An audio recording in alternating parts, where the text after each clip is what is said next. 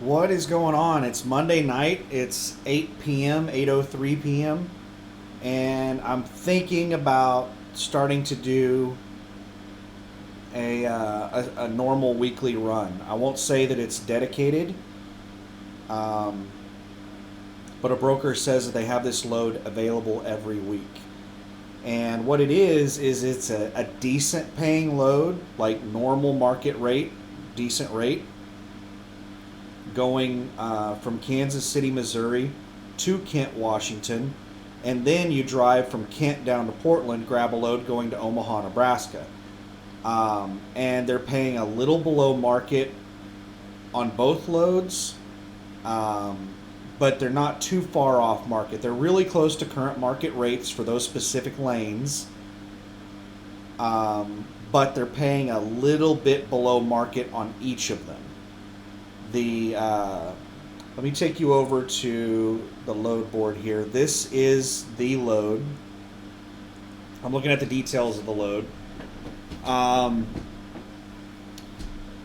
so, Edwardsville, Kansas, which is Kansas City, going to Kent, Washington. Then you deadhead down to Portland, and then you grab a load from Portland to Omaha, and then you deadhead from Omaha back down to Kansas City, and rinse and repeat every week. It's 7 days to do this.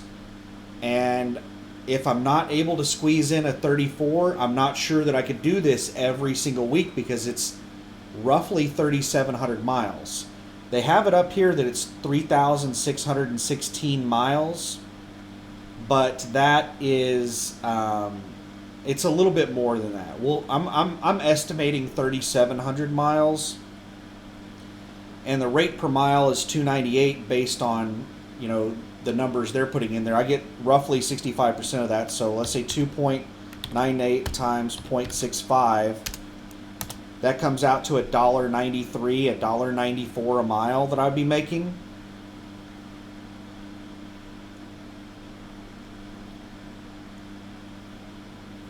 And I'm sitting here thinking, if I'm going to do that, why not just do the load that Ron offered me?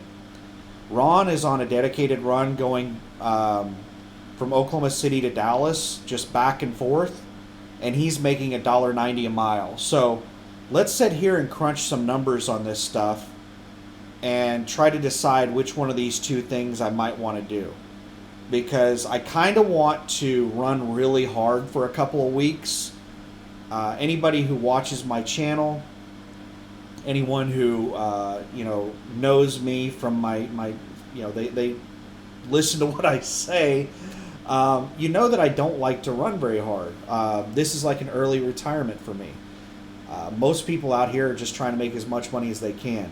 What I'll tell you is that from my experience, most of the people that are new to this industry, or company drivers, or people that are in really shitty lease contracts as owner operators, they are just trying to make as much money as they can. Whenever you run across people that have been doing this for a while and they are in good lease contracts, they're owner operators that are in good lease contracts, or they are they have their own authority, and they run at a high rate per mile, and they've been doing it for a while, and their costs are down, they got shit paid off, or company drivers that are working at good companies where they're getting paid really well, they've got seniority, they've gotten a lot of pay raises or whatever. There's a different mentality. Those the people that make really good money in this industry, they're not like focused on making money. They're focused on doing something that they enjoy doing. They want to do a route that they enjoy running. They want to stay close to their house. They want to be home daily. They want to not haul heavy loads. They have other things that they're trying to do other than make money. Making money is like something that happens no matter what they do. They're trying to find something that they enjoy doing to make money. So it's a different mentality. And I'm in more of the mentality where I have low expenses, I make a lot of money, and I try to do things I enjoy rather than trying to maximize profit. But I'm thinking I want to try to maximize profit for a few weeks. I just want to get out and just kind of build up a nest egg for a month or two. And because we only have a few more months until winter. 3 or 4 months may not sound like a lot, or for some people it sounds like a lot of time. 3 or 4 months sounds like a lot of time. But if I'm just running for 3 weeks and then taking 2 or 3 weeks off, and then I'm running for 2 or 3 weeks again, like I'm only going to be out on the road like 2 more times until the winter if I do that. So I'm thinking I might want to get out and try to make quite a bit more money. That way I have more flexibility when the winter gets here. I don't want to get into a bunch of drama about climate change. I think most people agree that climate change is happening. Where people have a debate is what the driving force is behind it and which direction we're going.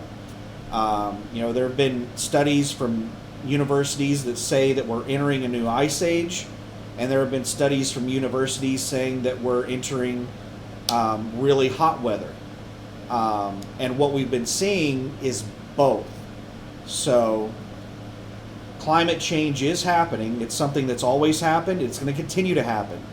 The Earth is not some, perfect little paradise that stays the same all the time. The Earth is under continual change. And so climate change is something that is always going to happen. And right now, the main thing that I've been noticing happening with the climate is the jet stream. The heat wave that we're having right now is because the jet stream is up really high over the United States. And it's allowing hotter air that normally stays down around, the lower half of the United States it's pulling that hotter air up much higher. And then what we had in the winter was the jet stream in the United States dipped way down, and it pulled air from up in the Arctic all the way down to Texas and Mexico. So we had one of the coldest winters we've ever had. Well, we've had in our short little couple hundred years of history in the United States. We had one of the coldest winters we've ever had. It is incredibly bizarre to have snow down in Texas. Like several feet of snow in Texas is unheard of. So we had an absolutely crazy winter, and we're having a really hot summer. So we're having extremes at both ends. We're having extremes in the summer of hot weather and extremes of cold in the winter with cold weather, and that mainly has to do with the jet stream. So if we have another weird winter where the jet stream dips down and we have snow as far south as Texas, and it shuts down the transportation industry for a week or two, like it did this around, January or February of this year, that it just got absolutely crazy. Those southern states don't have like snow plows. So they just have to wait for the shit to melt off the roads. So those states will shut down until the weather gets better. So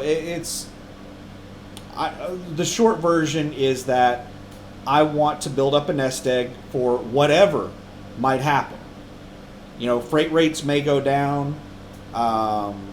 Something may happen with the economy, and trucking is tied to the economy. We may have a weather event. Fuel prices could skyrocket overnight for whatever reason, a war breakout or something. My nest egg isn't quite where I would like it to be. So I'm thinking that maybe it'd be a good idea for me to get out and run pretty hard and just build up my nest egg to a comfort level, and then go back to just maintaining what I have. That's what I've been basically doing since I've been an owner-operator, is I had a nest egg built up, and I've just been maintaining that nest egg for the last year. I haven't really been adding to it. So, with all that being said, there are a couple of things I'm looking at as far as consistent money every week. And this, let's go back to Landstar Load Board. This is one of the things I'm thinking of.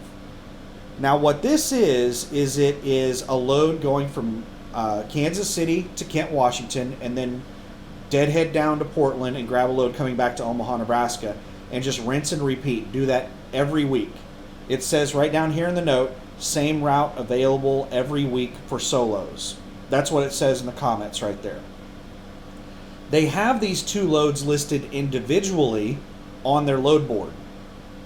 And the load going to Kent, Washington pays $6,700, and the load coming from Portland to Omaha pays $4,000. So the total amount of money that they're paying right here is just those two loads added together. That's it. You're not getting, like, they're not shaving any off, they're not adding any on, nothing. So let's break that down. And also another load that I'm thinking about doing is another Landstar driver by the name of Ron. Let me cover up his phone number.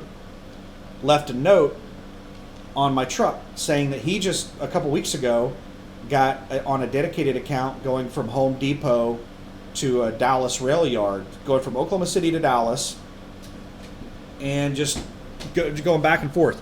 He's home daily on the run, but if I were to run it like I was over the road, let's go over to the spreadsheet. The way that I am thinking about figuring it is that if I ran that dedicated run that Ron is on, like an over-the-road run, let's just compare these two loads and see like how close they are. So we're going to do total miles, total pay, rate per mile, mile per gallon, fuel cost, maintenance cost, fixed cost, net revenue. Let's just copy this. Actually, no, let's do all of this. And we're doing this for the, this is for the load going up to Washington and back. Rate per mile. So the total pay, this is how much I'm making after all the percentage cuts. That would be my total gross pay per week is $7,500 per week. $7,497.89. On that Kent, Washington load, it pays like $10,700. Once you take the fuel surcharge and everything else that it does, I would make $7,500 a week doing that load, gross to the truck. But we're going to figure out what my net revenue is on these two loads to see how they compare. All right, so my rate per mile, let's put in a formula for this. This would be, I'm probably going to do this backwards. So J19 divided by J20. Yep, that's correct. So what I would be making per mile on every mile, loaded and empty, on that Washington run would be $2.02, almost $2.03 per mile. Miles per gallon. What am I going to make miles per gallon wide on this? We'll go with 6 miles per gallon because I'm going to be hauling 35,000 pounds across mountains. I'll be lucky to do 6 miles per gallon. My fuel cost. So this is going to be a formula.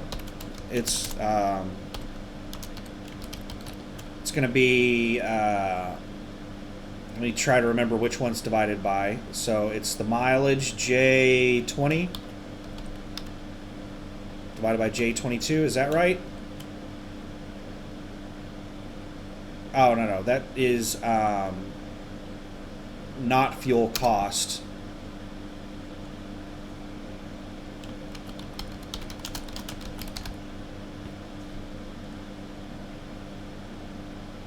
All right, let's insert another row here. That's not what I wanted. Delete. That's where I wanted it. Now we'll do fuel cost. So fuel cost. What is the average price per gallon that I'm going to be paying for fuel? So I can top off fuel in Grand Island, Nebraska. Actually, on the other side of Nebraska, there's a place where I can top off fuel. I forget the name of it. And that should probably be enough fuel to get me all the way to Kent, Washington. And I might have to put a little bit in to get me down to Portland. Portland has cheap fuel. Nebraska has cheap fuel. Kansas has cheap fuel. So the places that I'm going to and the place I'm leaving from both have cheap fuel. I might have to get a couple of gallons in between. But in general, I should be running at about $2.70 a gallon average. So we'll use $2.70. We'll be generous, $2.75 a gallon average. Because some of those places, if I have to top off fuel, I might be paying $3.20, $3.30 a gallon. If I have to like get just like 60 gallons to get me to the next place, it's much more expensive. So we'll say $2.75 a gallon. So that's going to be, you know what? Let's add in another field right here.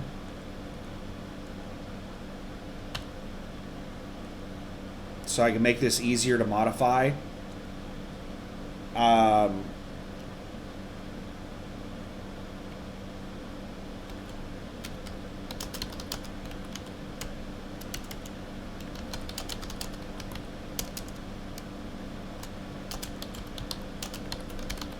We'll do fuel pump price. We'll put it at $2.75 a gallon. Now, fuel cost is going to be my total gallons of fuel multiplied by my pump price that I pay. So that's going to be J23 times J24. So I would have $1,700 in fuel cost. Maintenance costs, we'll do that at 11 cents per mile. So that's going to be the total miles, J19 times 0.11. No, that's J20 times 0.11. And my weekly fixed costs, what are my weekly fixed costs? We'll say $200 a week. I'm not sure exactly what they are. I have like $140 a week in insurance, and then like $10 a week in it's like $12 or $13 a week in ELD. And then we're throwing some extra in there for stuff that I'm forgetting. We'll say 200. So what is my net revenue? My net revenue is going to be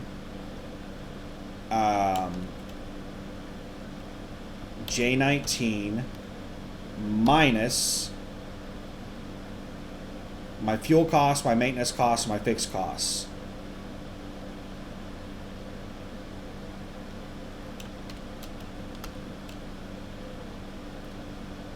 J25, 27.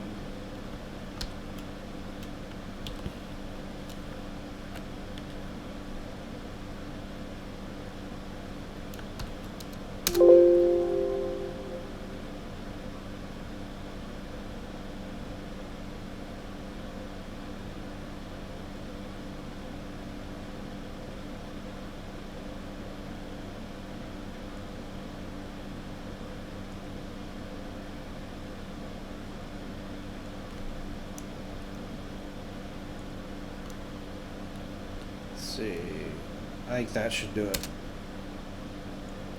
It does not like, I'm not familiar enough with Excel how to do this shit. Let's just do it like this. J25 minus J. Let's see if it'll let me do it this way. Nope, it won't let me do it that way.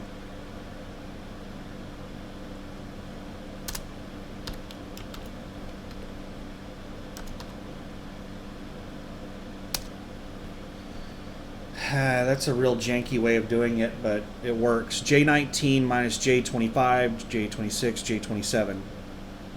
So that means what I would make after all costs would be $5,200.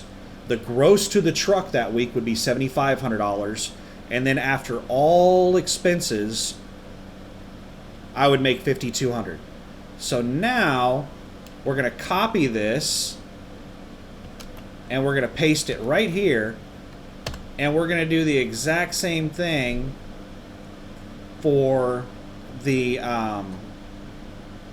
dedicated between Oklahoma City and Dallas. So how are we going to do this? I'm going to have to go off the numbers that Ron gave me. And Ron told me he's making $840 per day doing a round trip, and he's doing 440 miles. So, and he's getting roughly $1.90 per mile. So let's figure that out. 840 divided by 1.9 comes out to 442 miles round trip. Divide that by 2, and that's 221 miles one way. So let's do 442. We'll do the 442 times, how many trips could I do? The facilities, according to what he said, both facilities are open 24/7, and it's a drop and hook on both ends. So I should be able to just go around and round and round and round. 442 times 9.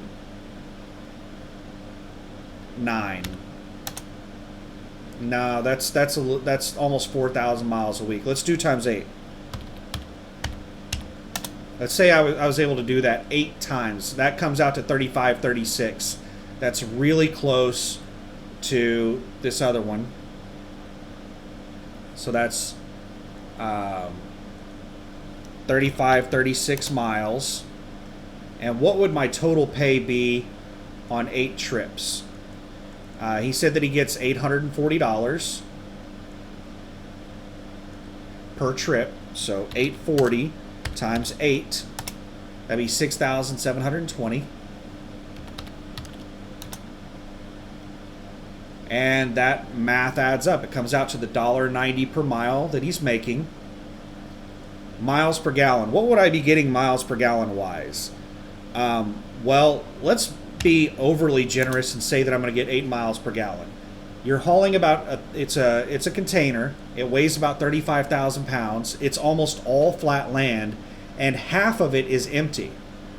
You're hauling an empty from Oklahoma City to Dallas, and then you're picking up a loaded trailer at the rail yard and taking that up to Oklahoma City. So half of your miles are going to be empty miles, where I'm going to be getting 9 to 10 miles per gallon. And then the other half are going to be flat land with 35,000 pounds, where I'm probably going to be getting 7.5 miles per gallon. So we'll just go with 8 miles per gallon. So the gallons of fuel is automatically calculated for me based on my miles per gallon and my total miles. That's how many gallons per fuel I'm going to be using. How much am I going to be spending on fuel? Well, I'm going to be able to get cheap fuel prices. So we'll go with $2.60 a gallon. I haven't checked the fuel prices today to see what they are today, but it should be about $2.60 a gallon. And that puts my fuel cost at $11.49, and it's automatically going to figure out everything else. So, wow, it's coming out to being very, very similar. And it has a lot to do with this extra $500 in fuel cost. I'm going to have an extra $500 approximately in fuel cost doing the Kent, Washington load. So even though the total pay per week is much higher, $7,500 per week on the Kent, Washington load versus $6,720 a week on the Home Depot load.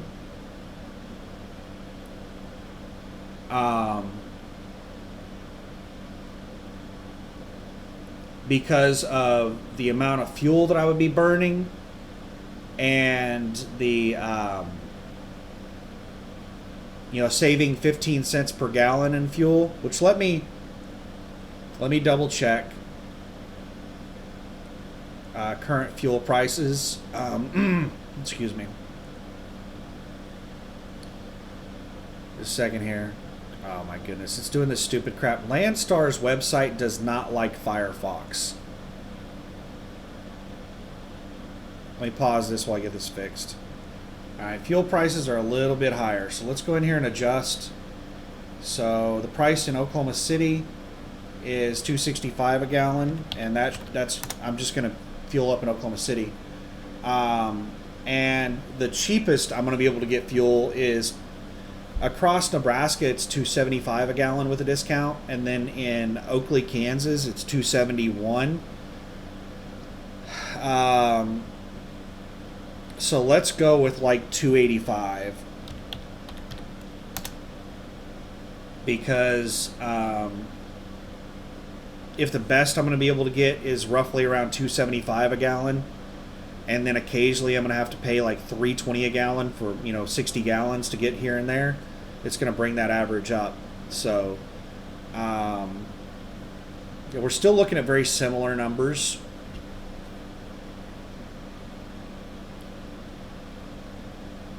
Do I want to make a couple hundred extra bucks a week to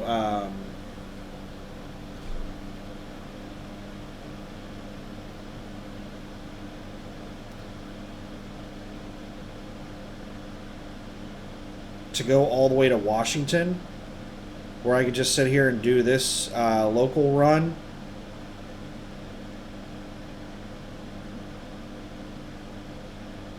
Now here's the deal on this Oklahoma City to Dallas run is these numbers are dependent on me being able to run it just back and forth, just circle round and round and round and round.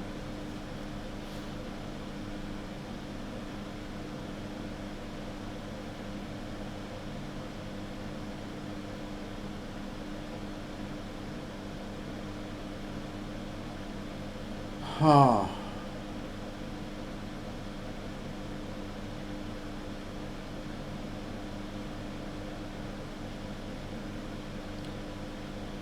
This is making me think.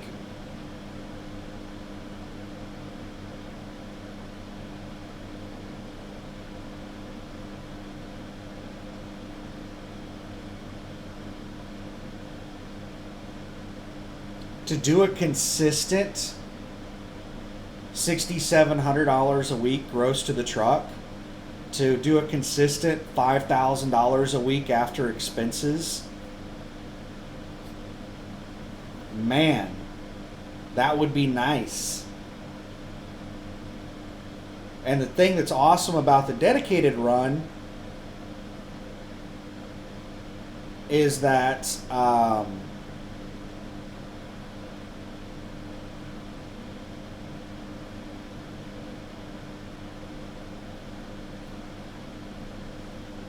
let me hit Ron up.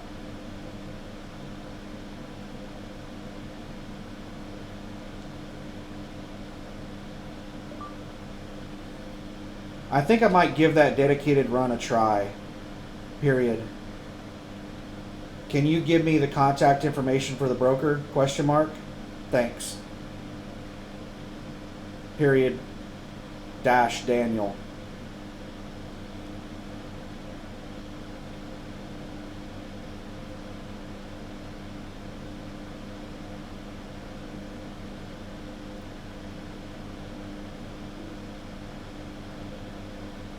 So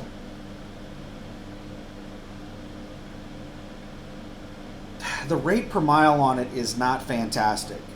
Let's do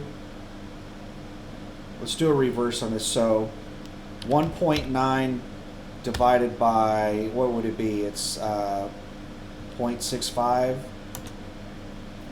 So it's paying like $2.92 a mile. Maybe $3 a mile is what that load is paying. It's paying about $3 a mile. If I'm getting a 65% cut, it's paying like $2.90 a mile.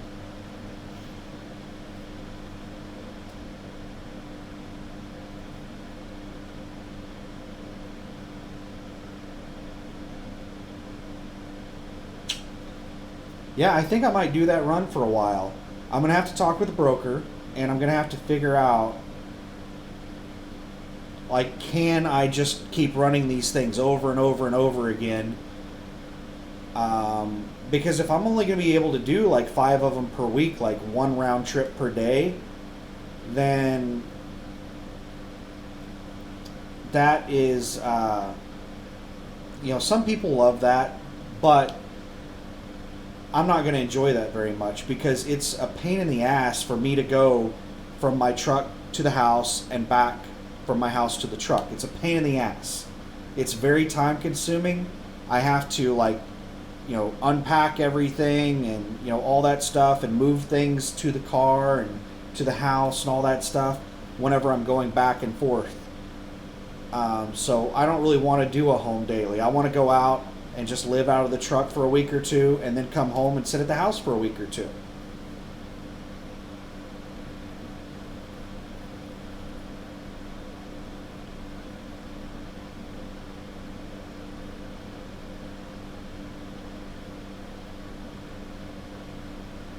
Yeah, we'll have to see.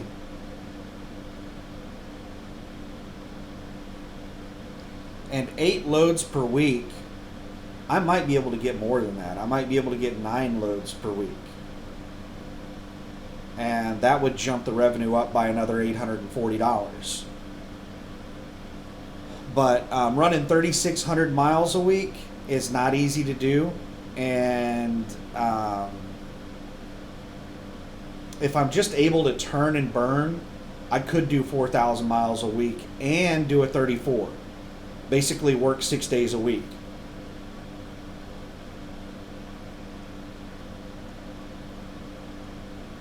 So theoretically, I could do 9 round trips per week and do a 34 every week.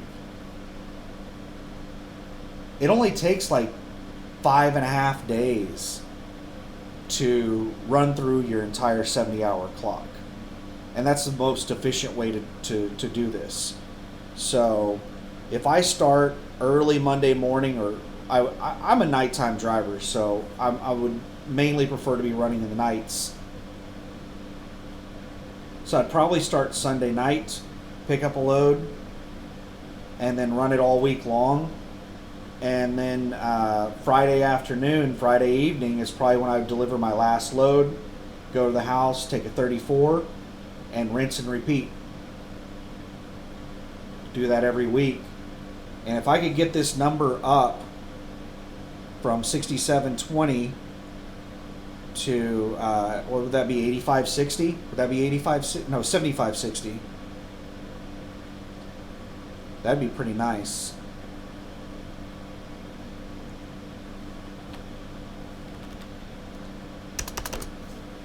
Let's copy this and we'll do a comparison.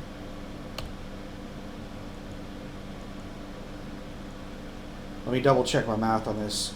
6720 plus 840, 7560.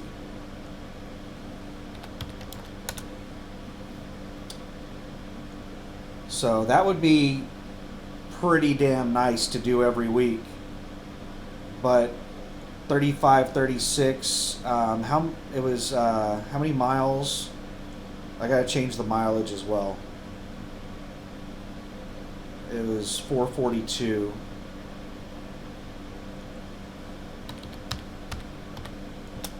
So it'd be 39.78.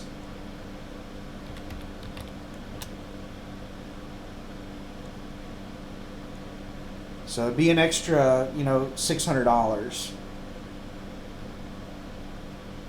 doing one more round trip.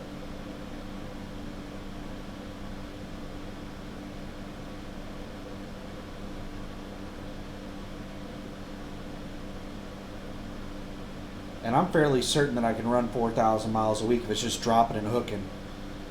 Just circling around. That shouldn't be too bad to do.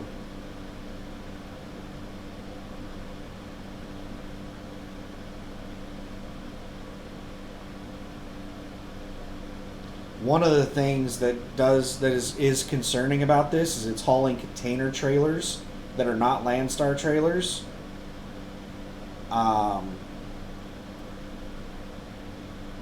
don't know what am I going to do as far as, like, if I pick up a trailer that needs to go in the shop. Who's paying for that shit?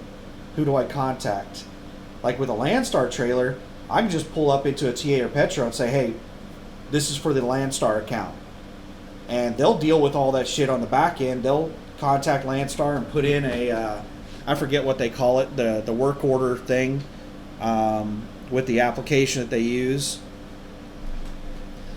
And they're familiar with doing business with Landstar. These container trailers are usually in really bad condition. So I don't know. I think most of these guys are just like, they're not really caring about the trailers passing an inspection or anything.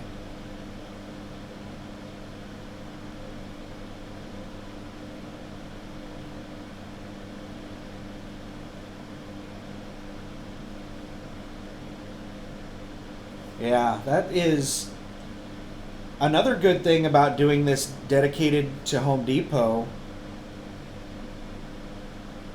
is that, let me switch this back over to the spreadsheet. You can look at that while I'm talking. Is that to do the Edwardsville, Kansas load, the Kansas City load, I would have to dead hit 300 miles to pick that load up. But if I was doing it for 3 weeks, it wouldn't be that big of a deal. You know, I just dead hit 300 miles and then start doing the run. And then after 3 weeks, I would dead hit 300 miles. Well, actually, I'd be dead hitting more than that because I'd be ending in Omaha, Nebraska. And I would need to get from Omaha, Nebraska all the way down to Oklahoma City. And that would be like 450 miles, somewhere in that area. I might try to look for a load to get to Oklahoma City. But this Oklahoma City dedicated stuff, man.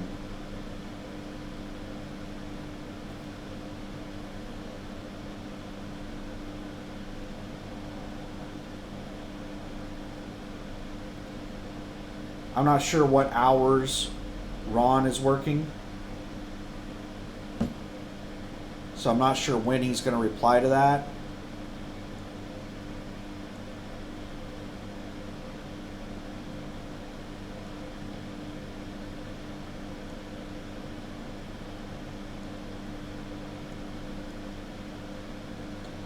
But if this over here, this 4,000 miles a week, that would be running my ass off. We'll have to wait and see like what it's like whenever I actually start doing the job to see if I'm going to be able to do that many per week. But this 3,500 miles per week, that's not that bad to do. That's really not very hard at all. So we'll say that, let's see, let's do some math right here on how many miles you can do in a drive shift. 650 miles per drive shift is really easy to do.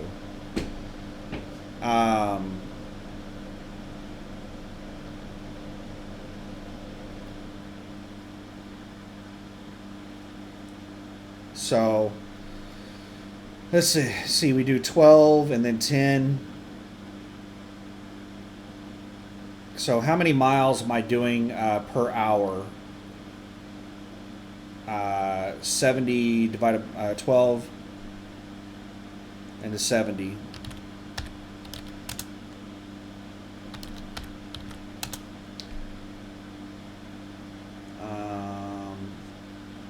Wait a second. No, that's not right. 700. That's a mile per hour average of 58.33. If I'm doing 700 miles in a... Wait a second. Well, I'm factoring it on 12, but I'm not going to be driving the entire 12. So let's do it based off of 11.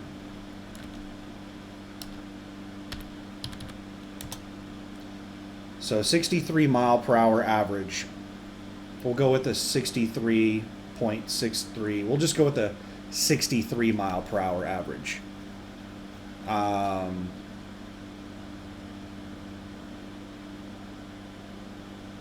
So let's, at a 63 mile per hour average, 3978 divided by 63. Is that right? Yeah. So it'd take me 63 hours of drive time to do 3,978 miles per week. So that would leave me with,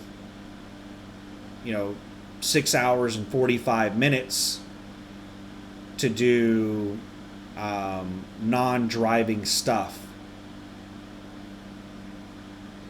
Like, I don't know, whatever non-driving stuff I need to do, pre-trips, post-trips, stuff like that. So, yes, it's possible, but I would be really cutting it close. I would only have like 7 hours a week that I could use for post-trips and pre-trips and stuff. So let's do the other one, 3536.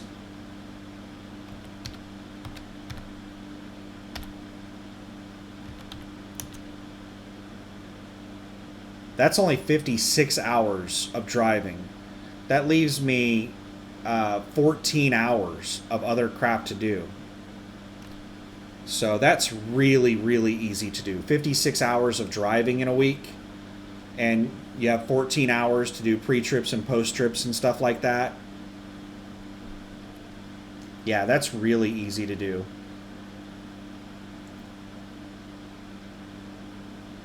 This one is possible, but not easy. And this one would be really, really easy to do.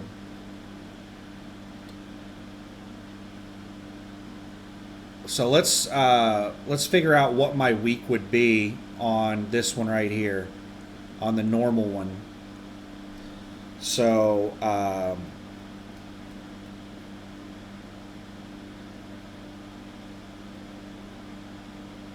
let me pause this while I think about it.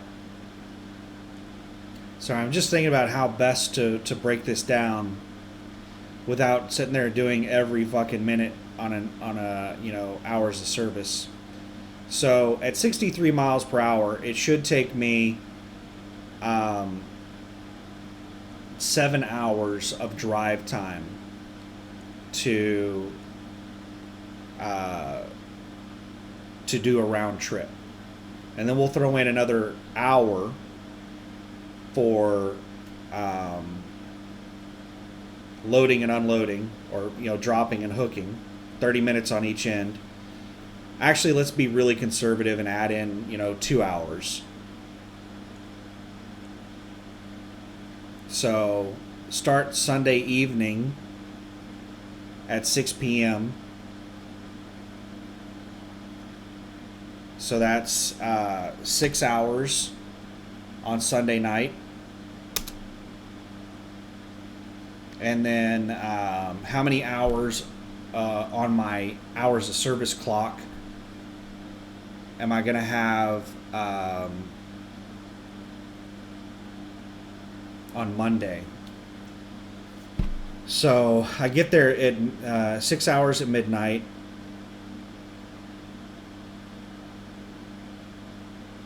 I deliver back in Oklahoma City probably by, if we're going by 9 hours, that would be 3 a.m. I arrive back in Oklahoma City.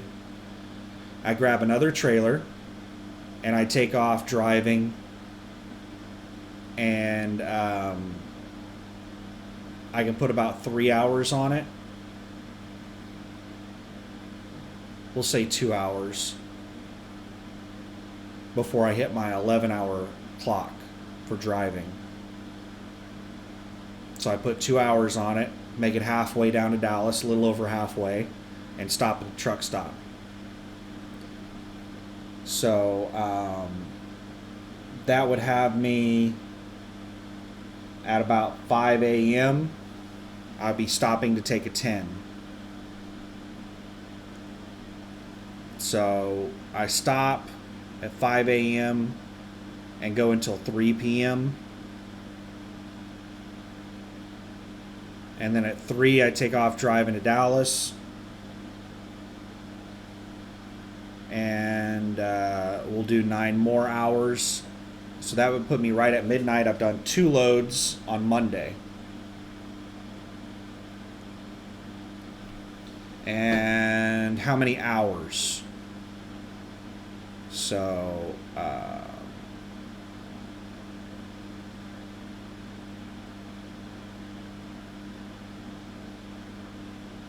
you know what? Let me just try and figure out how long it takes me to do a load plus take a 10.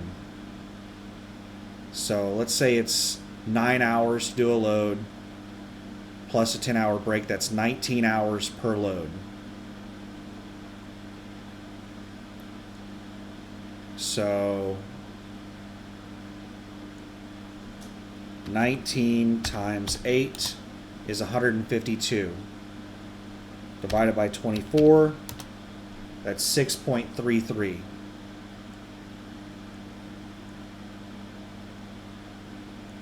That's 6 days. So Monday, Tuesday, Wednesday, Thursday, Friday, Saturday.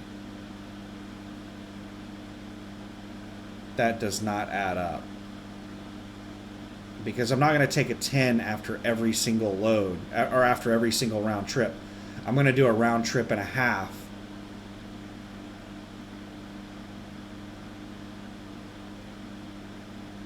We're going to do 1.25. So it's let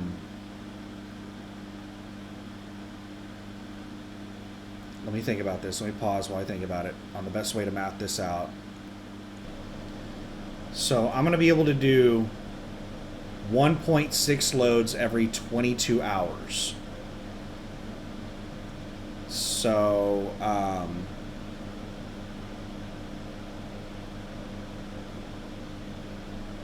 let's do 8 divided by 1.6. That's 5 22-hour periods.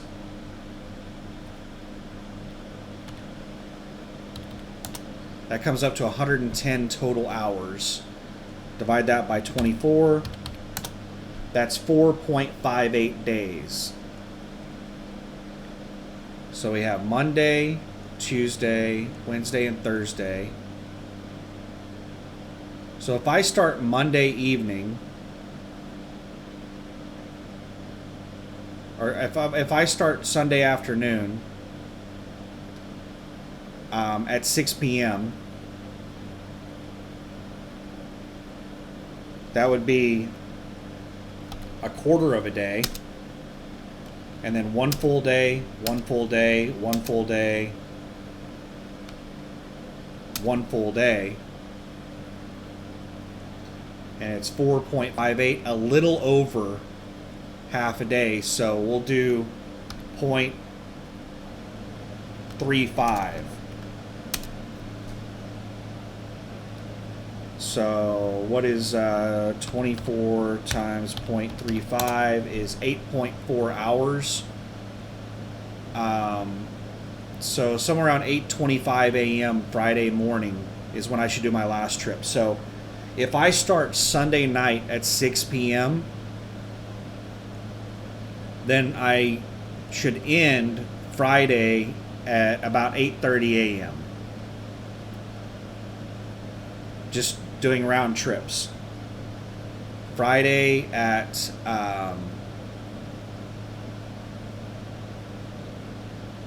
around 8:30 a.m. So that would give me almost 16 hours off on Friday. I would have all day Saturday, so that's 40 hours off.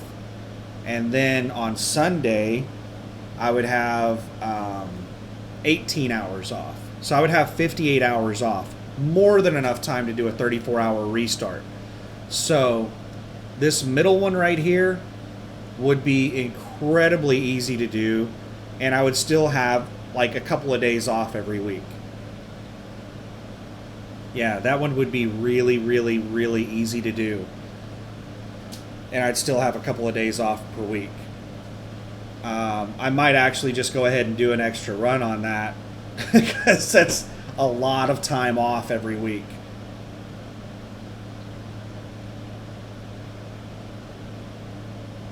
So we'll see. I'll get the information from the broker or from Ron about the broker, and I will talk to the broker about the load.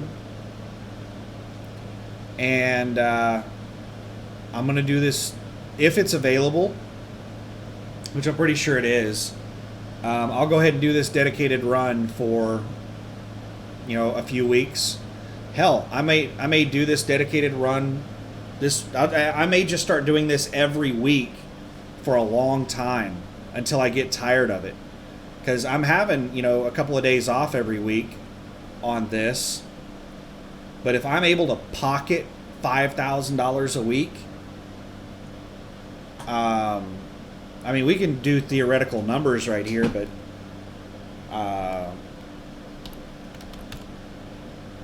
let's do it over here.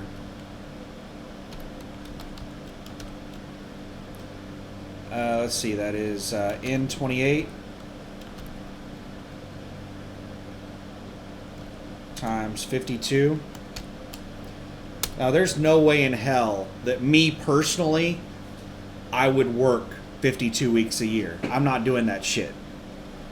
But theoretically, if I did this load every week the way that I just described, and I have, 58 hours a week off, that's 2 full days plus 10 hours. I would have 2 days a week off, making $5,000 a week after expenses. Let's do what my total revenue would be. This would be in 19 times 52.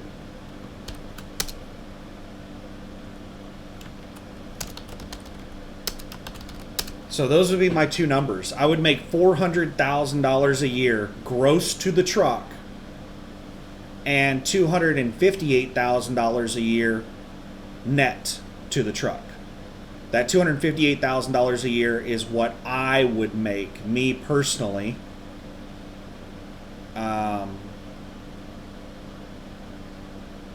So that's pretty awesome.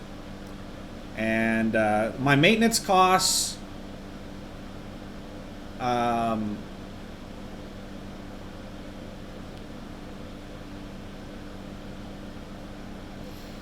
are going to be more than that.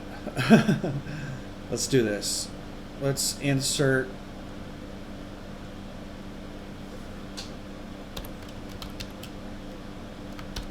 let's do N19 times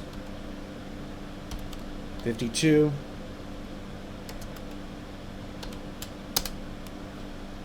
All right. So let's copy that. Let's paste it there.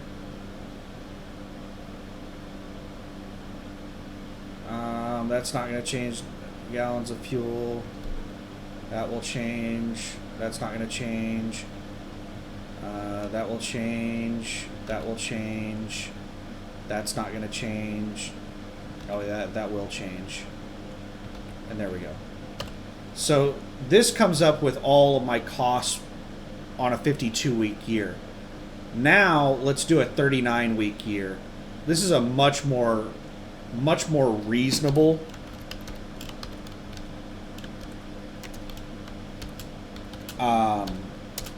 schedule.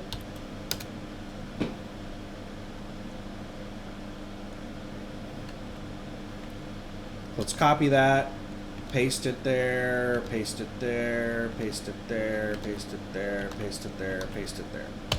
All right, so if I only work 39 weeks out of the year, which is 3/4 of the year, that's 9 months working, 3 months off. And that's just taking, a couple of, you have to also remember, I have weekends off already. So just having weekends off, that's taking 100 days a year off out of 365.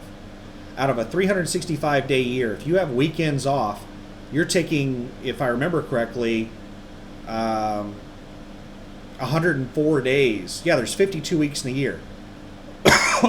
So multiply that times 2. 104 days a week off if you're taking weekends off. So this is taking weekends off plus an additional 3 months on top of that. Imagine having 3 weeks or 3 months of vacation time. How many weeks is that? 3 times 4, 12 weeks of vacation per year. That's a pretty damn good job if you're taking 12 weeks of vacation per year. I think I had like 10 weeks of vacation at my last job. So I had almost 3 months of vacation per year at my last job. It was, I had 6 weeks of normal vacation, and then I had 2 weeks of sick leave. So, and they weren't really strict on using sick days. I mean, you could just call and be like, yeah, I'm sick. I'm not coming in. They didn't make you bring in a doctor's note or anything crazy like that. So, I had a pretty nice corporate job. So this right here, these numbers are like having a nice corporate job.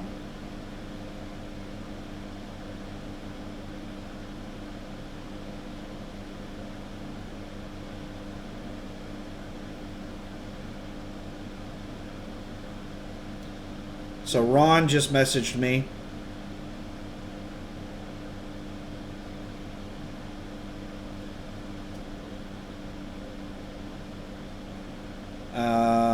And gave me Clay's number.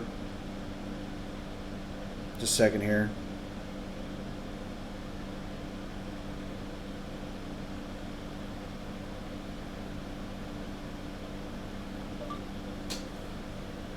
Hello, comma. My name is Daniel, period. Ron told me you have a dedicated run between Oklahoma City and Dallas, period. I live in Oklahoma City, comma, and I'm interested in the run, period. Please message me whenever we can talk about it, period. Thanks. Let me just double check what it actually typed in.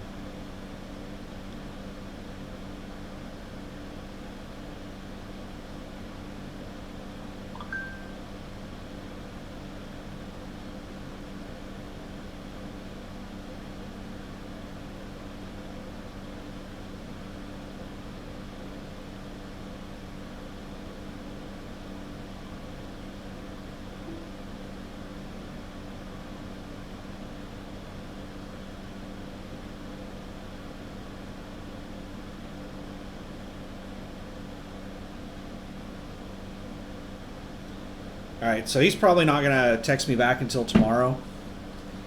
So let's look at these numbers. So this is 52 weeks, and this is 39 weeks.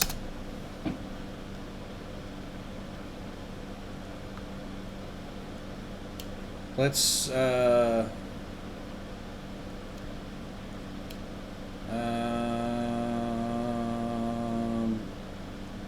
let's do that. Just something to differentiate them a little bit. So the 52-week year, you're making $350,000 gross to the truck. You're running a total of 184,000 miles per year. You're putting 184,000 miles a year on the truck. That is crazy. That's almost as much miles as, you know, a team puts on a truck in a year, because it's unrealistic to drive every fucking week. There are people that do it. This is not impossible. So this 52-week column that we're looking at here, this is not impossible. This is unrealistic. There are people that do this, but it's not easy. Son of a... Stop double clicking. So you're making $350,000 a year gross to the truck. You're putting 184,000 miles a year on the truck. You're using 23 gallons of fuel. Your total fuel cost is $61,000. You're spending $61,000 a year in fuel. 21 or a little over $20,000 in maintenance and repairs, and your fixed costs are only $10,400. You know what? I need to change this.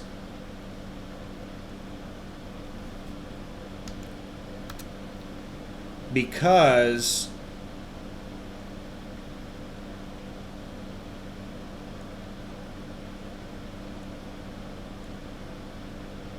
your fixed costs, you're going to have those every week regardless. So your fixed costs are going to be the same whether you work 39 weeks or 52 weeks. That's the reason they're fixed costs. So it's going to be $10,400 a year in fixed costs in either scenario. All right, now let's go over to the 39 weeks, the one that's much more realistic. This one is, I won't say it's easy to do, and I won't say it's hard to do. It's very normal. There are some people that may find it difficult to run 32 weeks out of the year, or not 32, 39 weeks out of the year.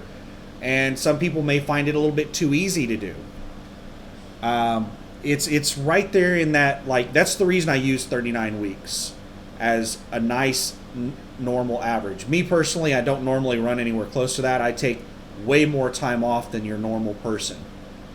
So this would be me working a lot more than normal. So let's go through the numbers on this. So you're making $262,000 a year gross to the truck.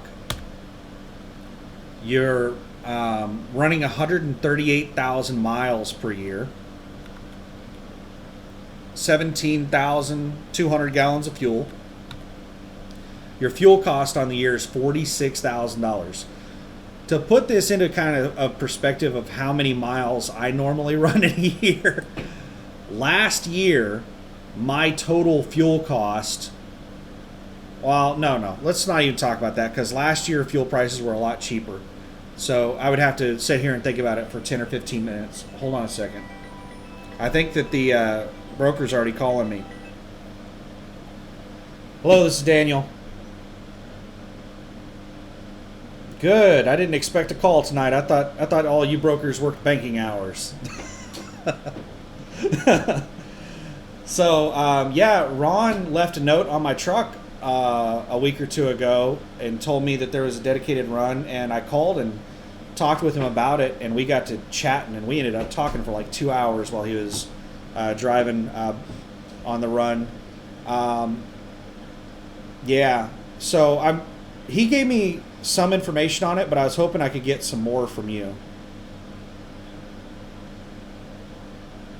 Yeah. Containers. Going to a rail yard in Dallas.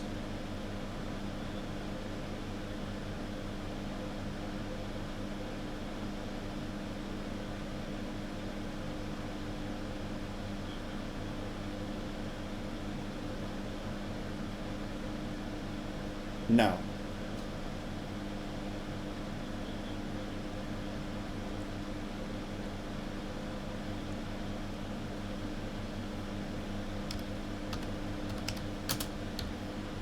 I have no idea what any of this is. Yep.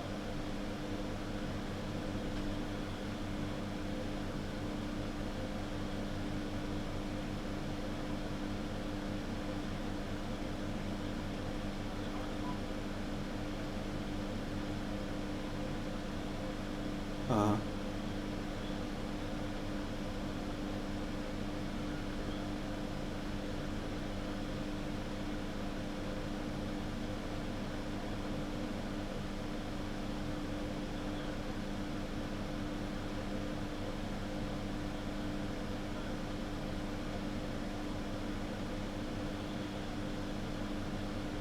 All right, but these aren't like too terribly far away from each other, are they?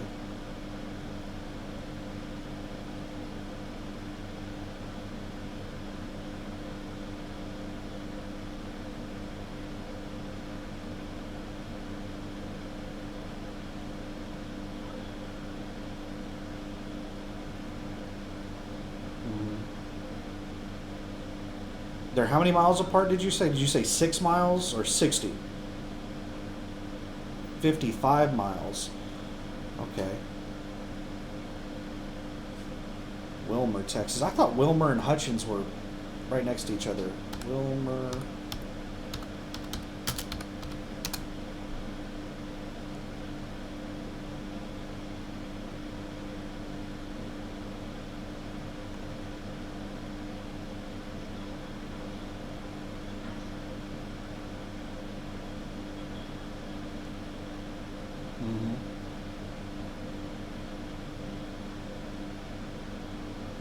So if you're, is the pay based on mileage?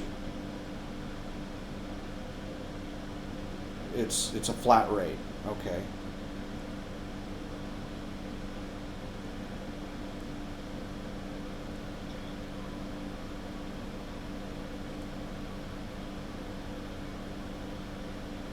And what is the flat rate that it pays?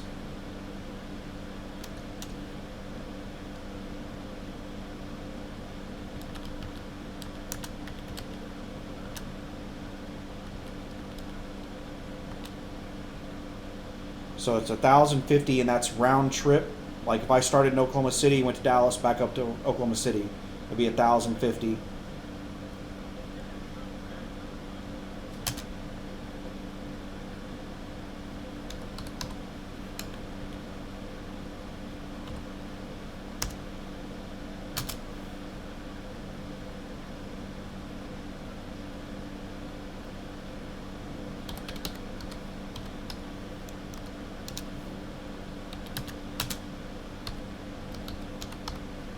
And you know the distance on the um,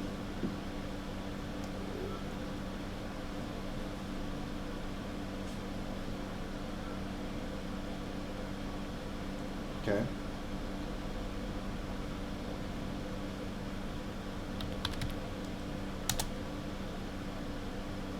And that's the longer one.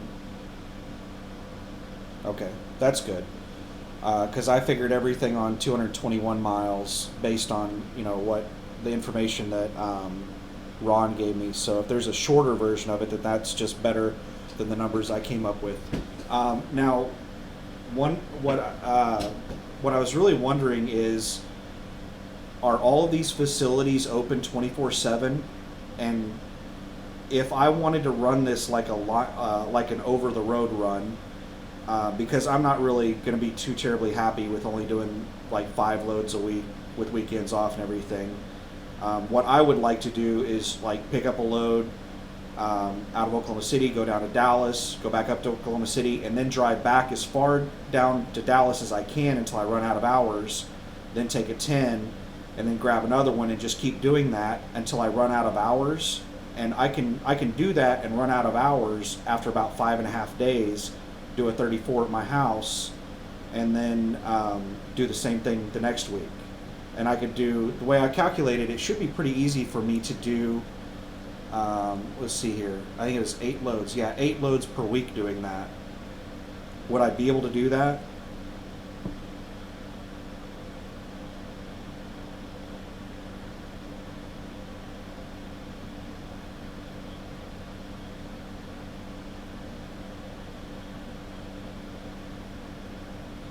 Hmm.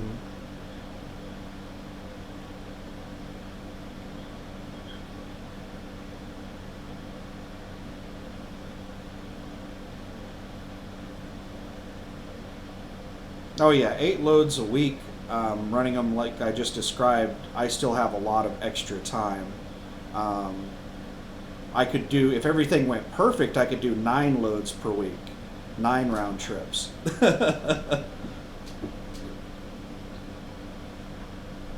Yeah. So, but I could run these just back to back the way I'm describing, but if there's, tail lights out and stuff like that. And speaking on the tail lights out, since these are not Landstar trailers, what's the process to get something worked on?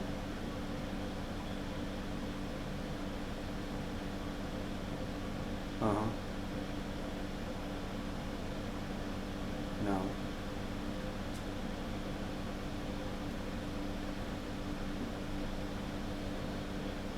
Mhm.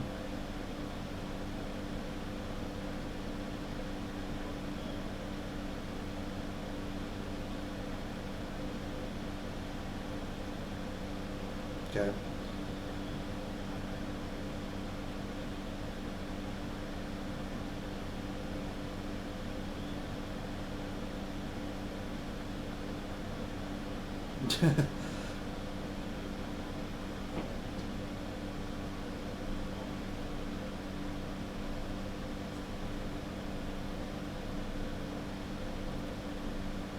Sounds good. I think most of the issues would probably be during my pre-trip and post-trip inspections. So it'll be at their yard. So hopefully they're pretty good at getting stuff fixed on their own property really quick. Um,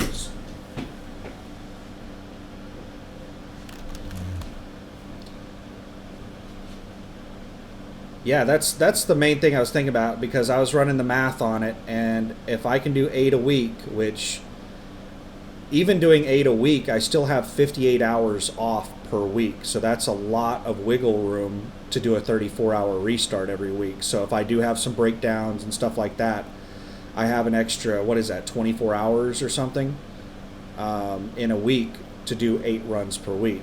So you said everything's 24 hours a day and all that stuff. I was thinking about, well, on a normal week I would start Sunday evening and then go until Friday around noon, and then take the rest of the time off from there. But it sounds good. So I like what I'm hearing. If I'd like to start doing it.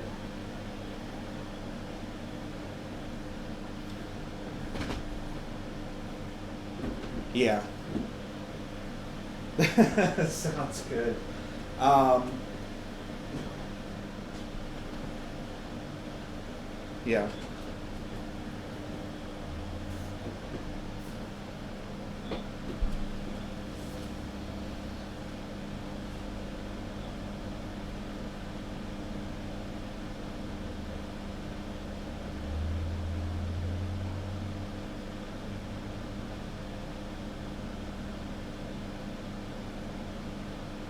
Yeah.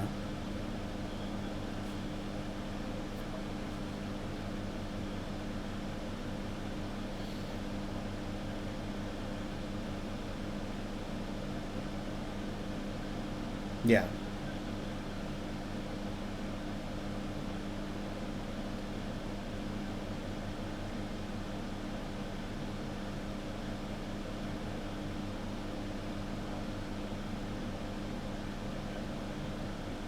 Okay. That does make sense. So yeah, we'll have to.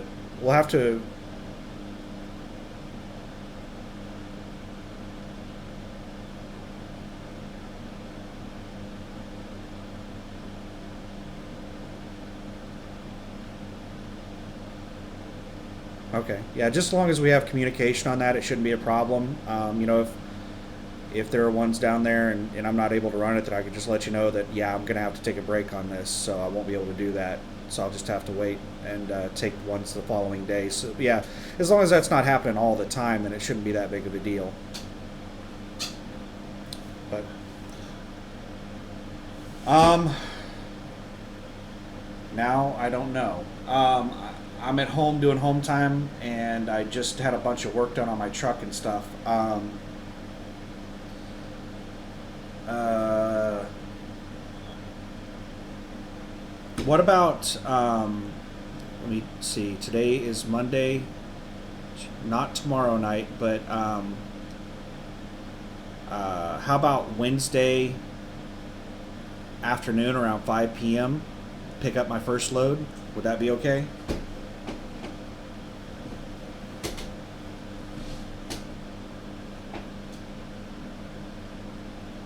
Daniel.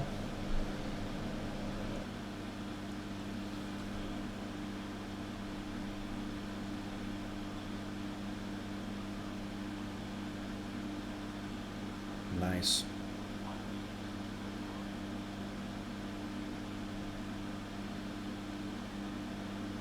Hmm.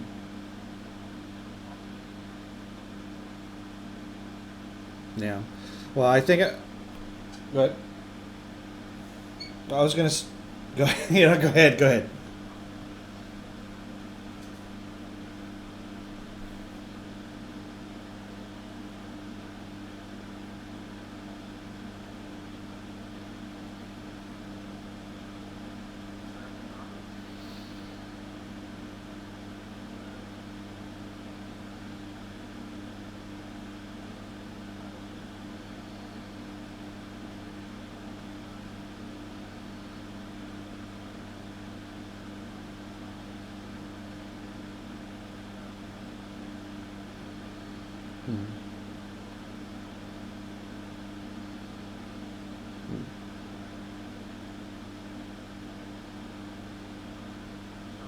Yeah, yeah, and if you do have slowdowns, the way my business is set up, I normally don't run very hard. I normally will go out over the road for 1 or 2 weeks and then take like a month off.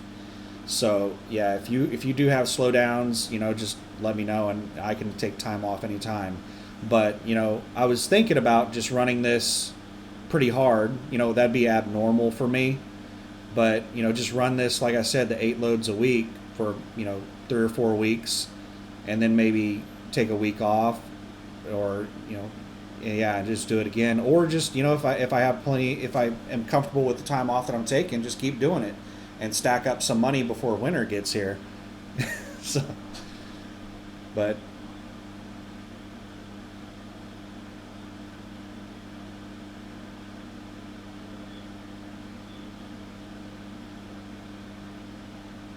hmm, sounds awesome. Yeah, if you don't mind emailing me, the information on the load, the addresses I'm going to be picking up from and delivering to and stuff like that, I'd appreciate it. That way I can kind of figure out what I need to do.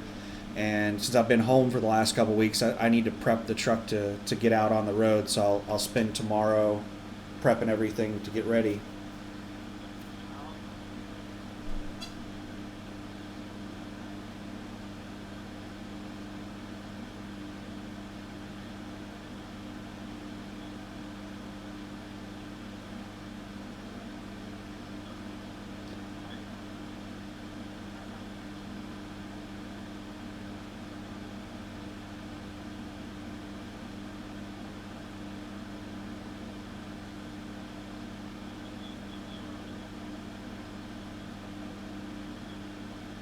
Okay, but you'll have the addresses for me and stuff, so I can figure out where they're at, or do I need to? Okay, cool. Okay, good deal. All right, so the way it's going to work is that you're going to like send me a. Do you send a rate confirmation with every load, or how does this work?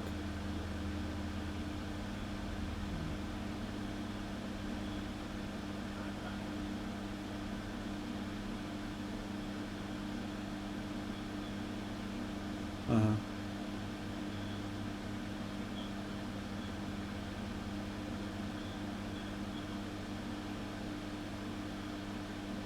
Okay.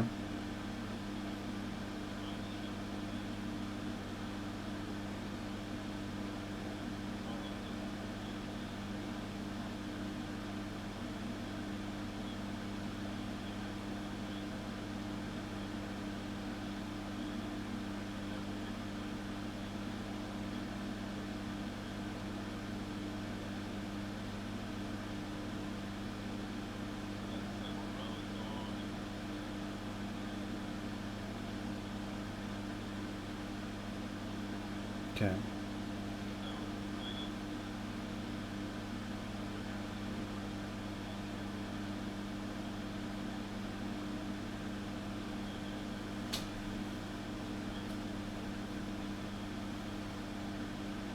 Okay.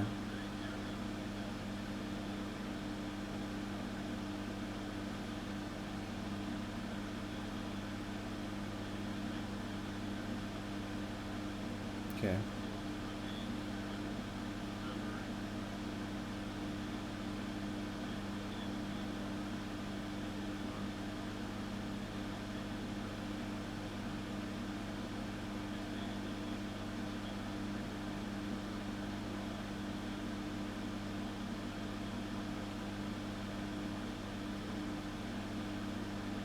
Hmm.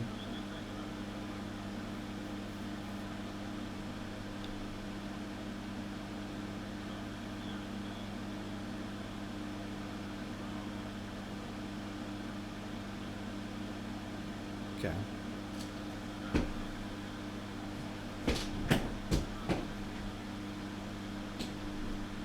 Hmm.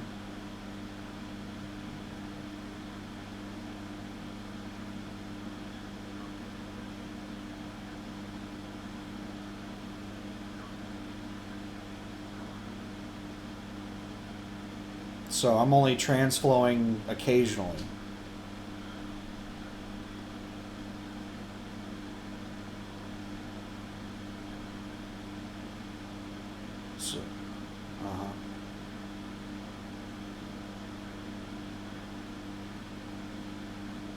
Okay.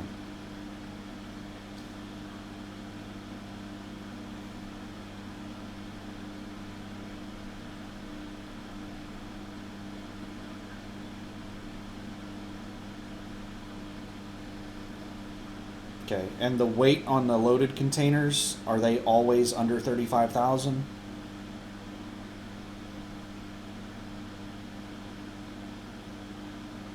But they will know the weight. They'll give me the weight whenever I get it. So I'm just gonna have to. Do I need to just scale every one of them?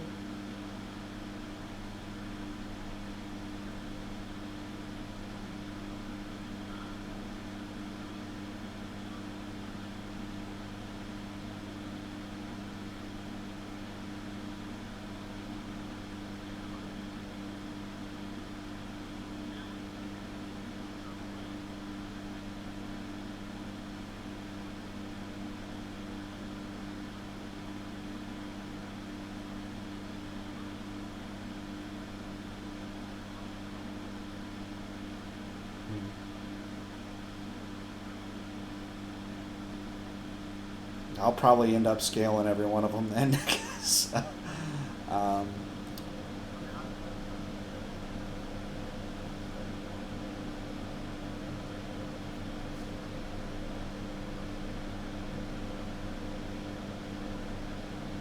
yeah, they.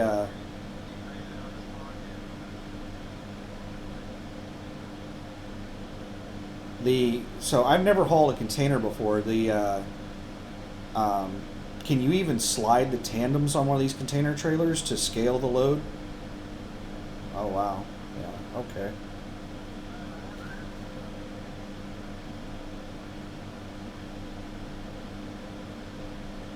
Hmm.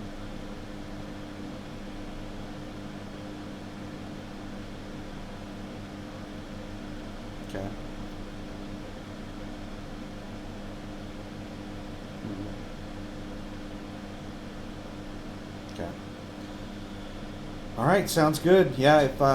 If you don't mind, send me an email with as much info as you can, and I'll start looking through everything and planning it all out and all that stuff, and I'm, we'll figure it out as we go.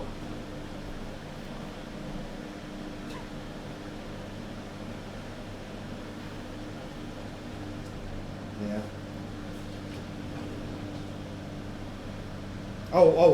One thing I forgot to ask you. You said that you have other accounts that you're working with around here. I have an empty trailer. Are you going to have a place for me to drop that empty, or am I going to have to get with Landstar Trailer Utilization to offload that empty?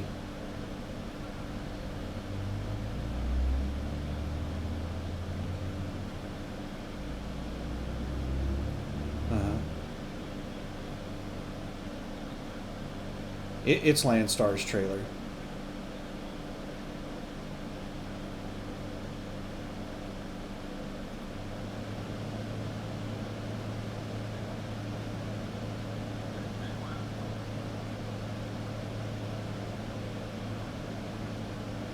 Yeah, well, if I'm going to be running these container loads, then I'm going to call utilization, let them know, so that they can pick the trailer up. If you don't have a use for it, then I'll get with trailer utilization and figure out what they want me to do with it.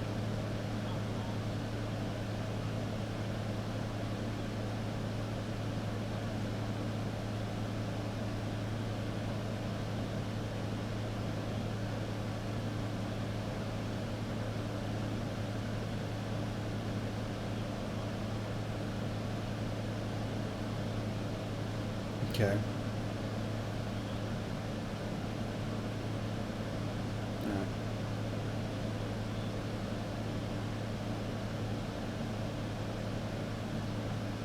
All right.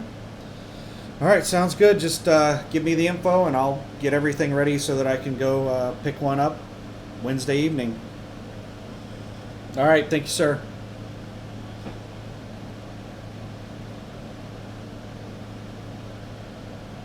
All right. Sounds good.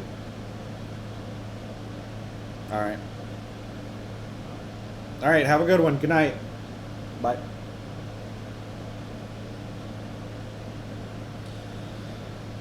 All right. So I went ahead and left it recording throughout most of that conversation so that you could hear what it's like to talk with a broker. I did pause it whenever I was giving out my, some personal information. So, everything is good.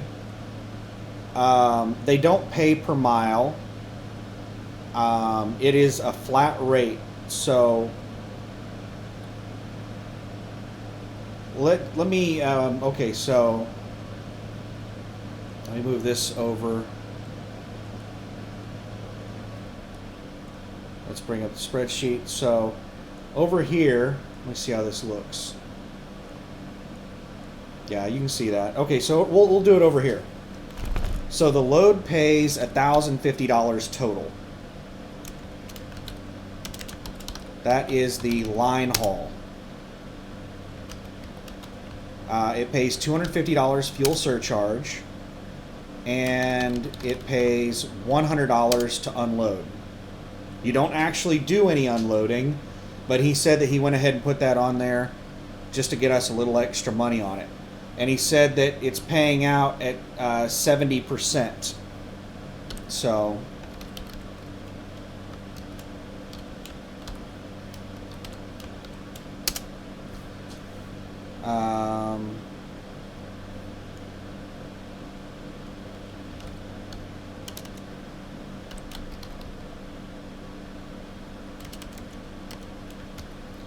let's do D14. Oh, wait a second. I don't know how to do just...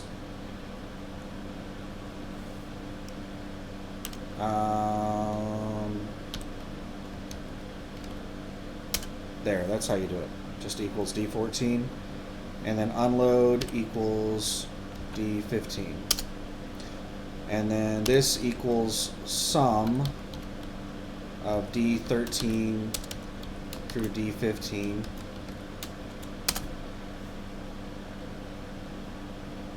Oh no, E, not D.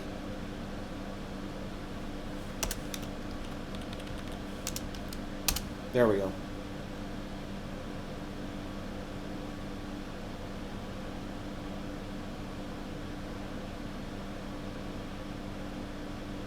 That does not make any sense.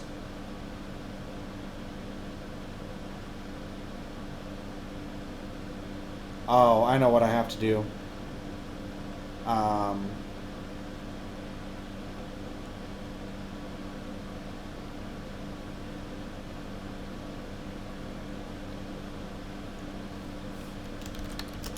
I see what I did wrong.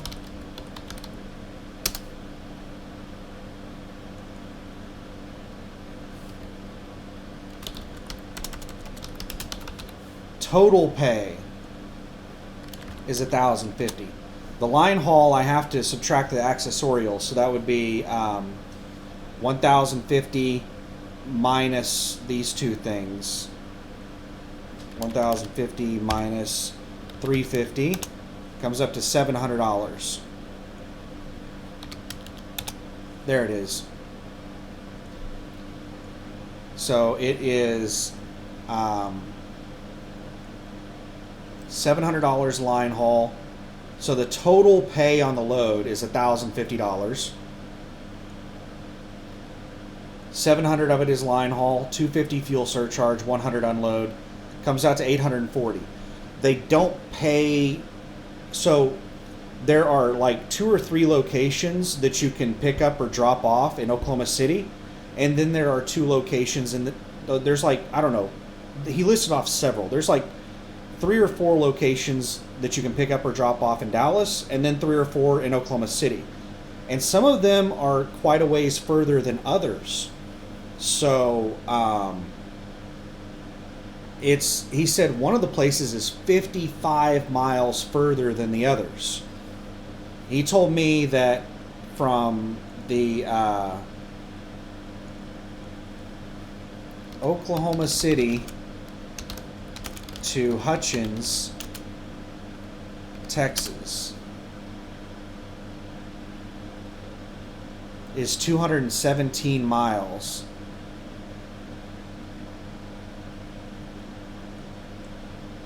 So the furthest south place that I could be going in Dallas is Hutchins, which is on the south side of Dallas. So that's 217 miles is the furthest run that I could do. And he said that one of the other places that I could be dropping off is 55 miles shorter than that. I don't know how in the hell you get 55 miles shorter. So the longest run that I would do would be 217 miles, according to him. And I could do up to 55 miles shorter than that. And I based everything on 221 miles on a one-way trip. So the numbers could be a lot better than what we're looking at right here. I think that he was a little confused, though, on the 55 miles shorter.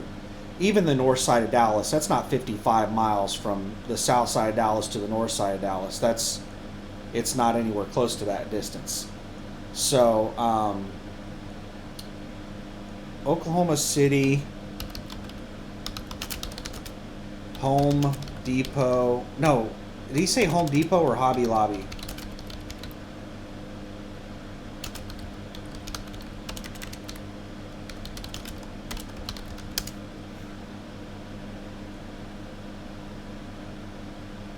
I am quite certain that Clay, the broker is Clay. I want to say Clay told me Home Depot, and Ron told me Hobby Lobby.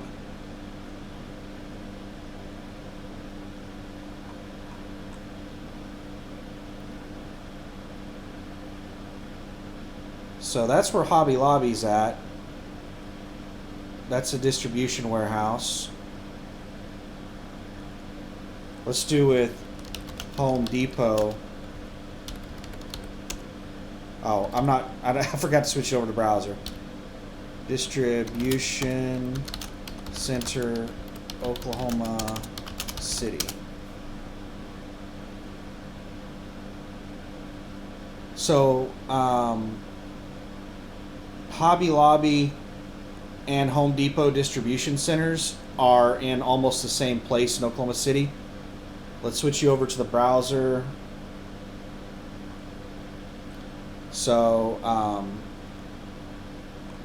right here is the Home Depot, and right here, Hobby Lobby is, I forget where exactly it's at, but it's not very far. It's in the same general vicinity. Hobby Lobby Building 8. Where the hell's the Hobby Lobby Distribution Center? Right here, Hobby Lobby Distribution Center. So the Hobby Lobby Distribution Center is right here. The Home Depot Distribution Center is right here. So whichever one it is, it's in roughly the same place. It's on the south side of Oklahoma City.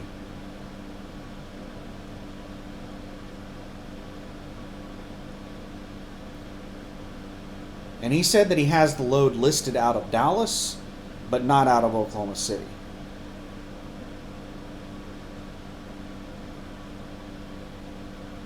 Let me pause this and see if I can find the load. Yeah, I wasn't able to find his load listed on the board. I should be able to get his agency code.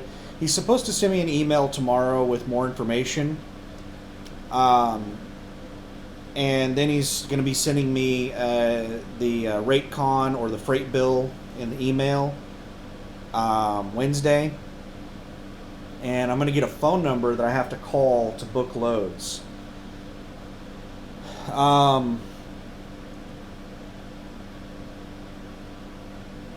He told me that he's good to go through the end of this year.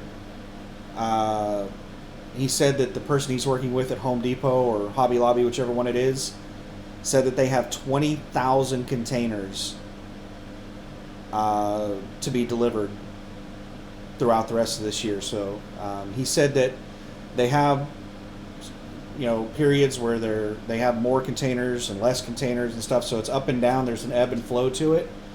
So there may be weeks where I can't run as hard as I want. And he said that the things may die down, and even at the end of the year, it may not stop completely. But he said he has like 17 drivers on this contract right now, and he said that if things do die down, what he's going to do is he's just going to pick out his best drivers, and those are the ones that he's going to keep on, and he's going to let the other ones go. If there's not enough freight for all 17 or whatever. He said that he's got a few drivers that he can't stand that are on the contract.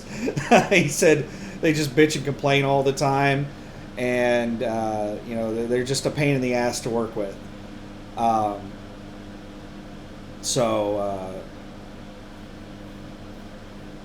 We'll see how it goes.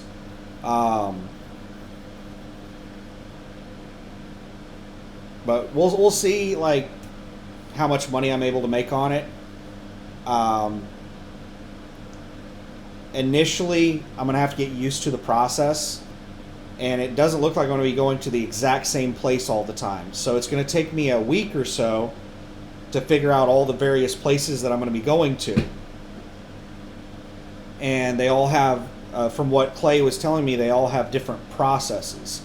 And none of them will ever give me a freight bill. I'm not going to get a bill of lading for many of them. So I'm going to have to hand write my own bill of lading every single damn time. Which means that I'm going to have to get with Landstar and have them send me a bunch more bills of lading.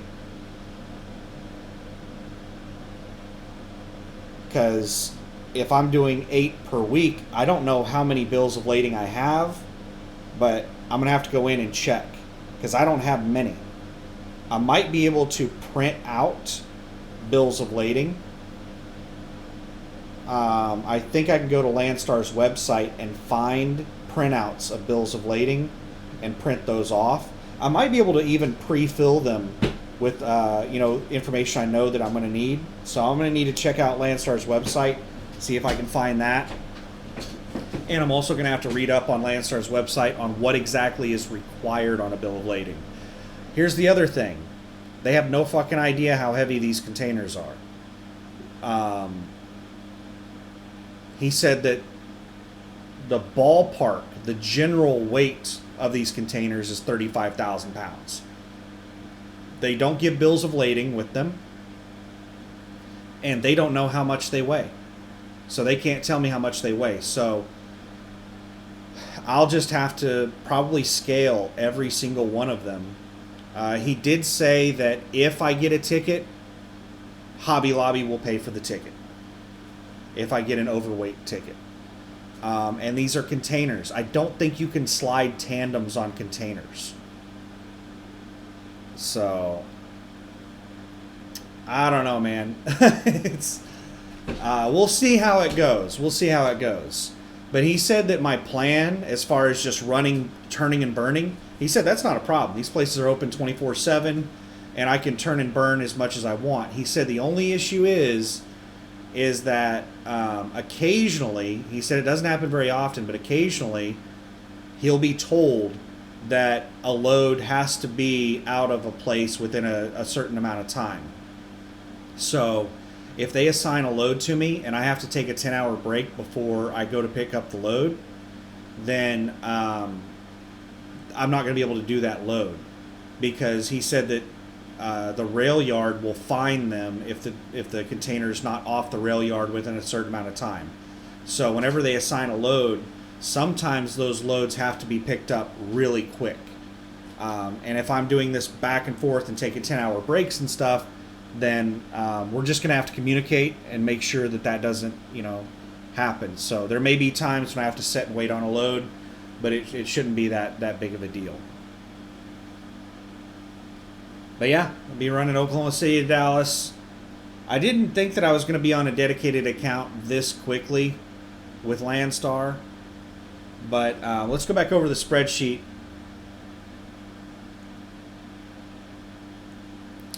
And look at the numbers. We're just going to see, we're going to have to see how close I can get to these numbers. Because if I can get these numbers, then I'm going to be really, really, really happy. I might actually just keep running hard and stacking money because there's things that I want. I have pretty much everything I want in life. The house, the car, and all that stuff. But as far as trucking goes, there are some things I would like to have. Like I eventually am going to need to buy a brand new truck. So it would be nice to stack cash to buy that truck. You know what? Let's play with some numbers here.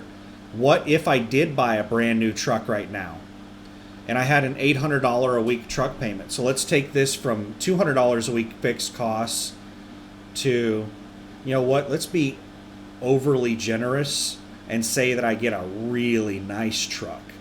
And let's do $1,000 a week truck payment. So let's take this up to $1,200 a week fixed costs. So even if I went out and bought a brand new truck right now, if I ran this account and I was able to run it, 39 weeks out of the year,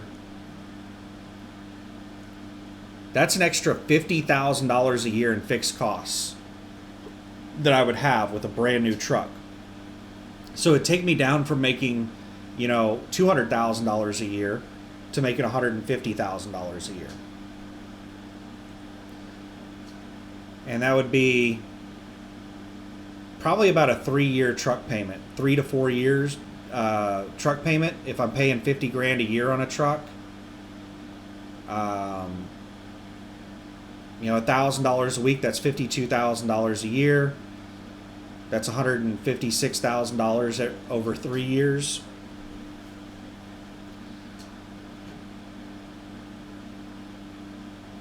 It might actually be more than that if I was paying it off in 3 years.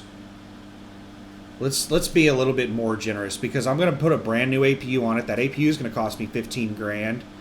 So if a brand new truck is going to cost me like $140,000 plus an APU of $15,000, that's $155,000 plus financing. They're going to want their percentage. The total amount of money I'm going to end up paying for that truck is going to be close to $180,000 to $200,000. So let's bump this up to like $1,500 per week. That might still be a little bit low.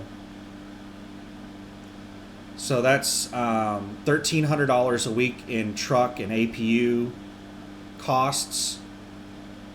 1,300 times 52 is 67,600 times 3.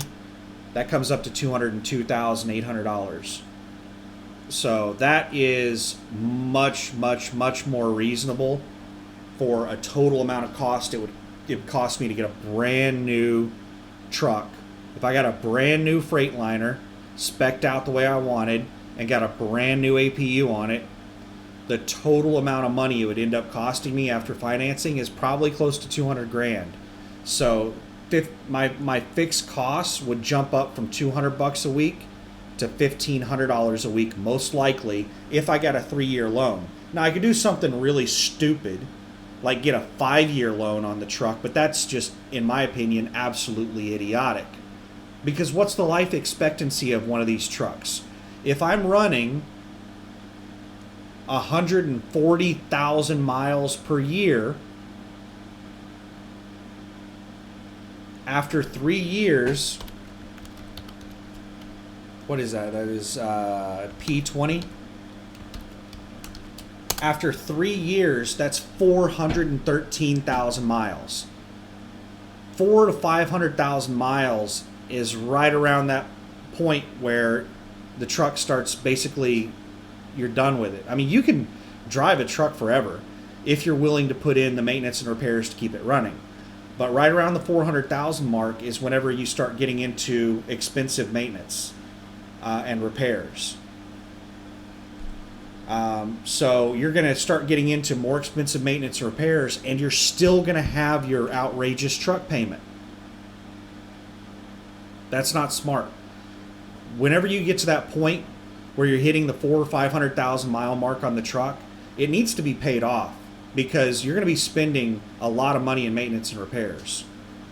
So that's just on 3 years. If it takes us 5 years to pay this off, how many miles is that thing going to have on it in 5 years? It's going to have almost 700,000 miles on it after 5 years. Whenever you finally pay the thing off, it's going to have almost 700,000 miles on it. I don't know if you're going to be able to get, to drive the truck that hard for that long.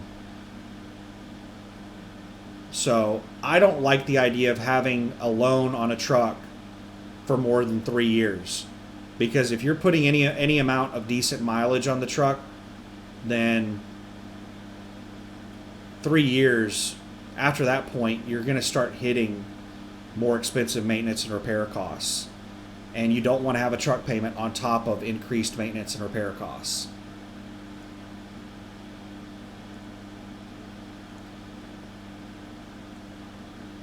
But yeah, that's just some theory crafting, some what if scenarios. If, I decide I want to get a brand new truck, I love the idea of getting a brand new truck, but I think I might finally have mine in a position where it's not leaking oil and the APU works and my headlights work and, all the shit works. So I'll look forward to Clay's email, and I need to start getting things ready to go. I might actually run down to the truck tonight and pack some stuff in the truck, start doing some prep stuff with the truck.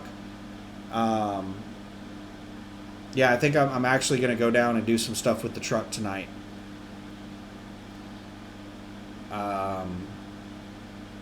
One of the things I need to do is I need to go edit my logs, because I didn't see it click over to the drive line whenever I was moving the truck last time I was at the yard, but apparently it did, and I've been in on-duty status for a week. Landstar just sent me an email saying, hey, you've been in on-duty for a week. You need to go edit your logs. So I would feel a lot more comfortable going and getting that done right now. So I'm going to go down there tonight and get that done. And I'm going to use that opportunity that I'm driving down there to do some other stuff with the truck. Take stuff to load into the truck and stuff like that. And I'll probably cut out the window things. I'll go ahead and do that stuff while I'm down there. The sunscreen things that I bought. But yeah, this video is almost 2 hours long. A lot of that was me on the phone with the broker. But he seems like a nice guy. I could hear his wife talking in the background. And he told me that, sometimes I might talk with her because she runs the business with him. So, yeah, nice people. And we'll knock this out. And it is looking like there is a potential to make good money on this. So I should be able to slam out quite a bit. If I can make $5,000 a week after expenses, man, that's going to be nice. That is going to be really nice. Let's take this back down to my current situation. $1,500 a week in fixed costs. That's scary. I'm not looking forward. I mean, I love the idea of a new truck, but man, the cost of a new truck, I'm not looking forward to. Yeah, to make a couple $100,000 a year after expenses, that sounds pretty good. That sounds pretty nice. But yeah, we went over the breakdown up here. It's 70%. So if you're not pulling a Landstar trailer, most of the time the load pays 70%. So I don't know. I think there's a whole bunch of crap that I'm going to have to do for this, like handwriting bills for every load. And I'm going to be doing 8 loads per week. Actually, it might be 16 per week. I'm not sure if the whole round trip is a single load or if each one back and forth is a load. I might have to do 16 bills of lading.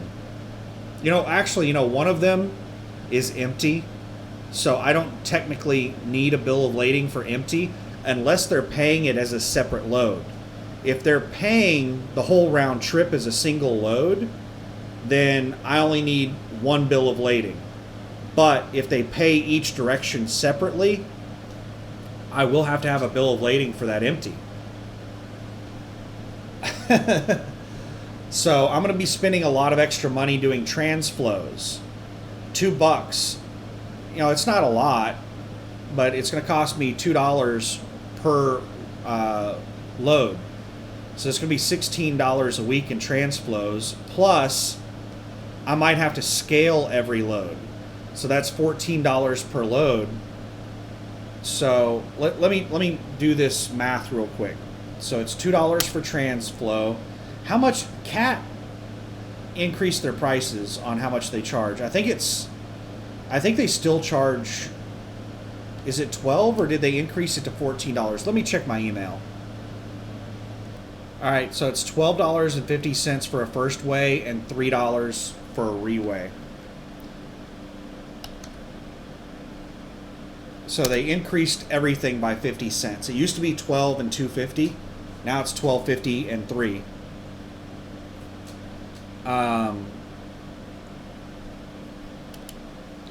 This will be the number of loads that I'm running.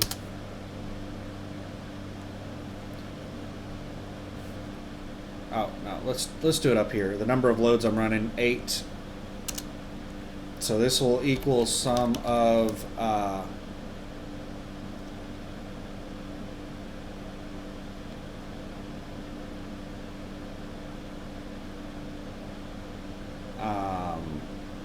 F17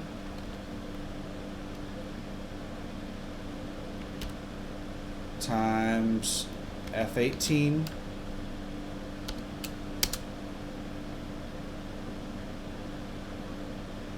and I'm going to need to scale,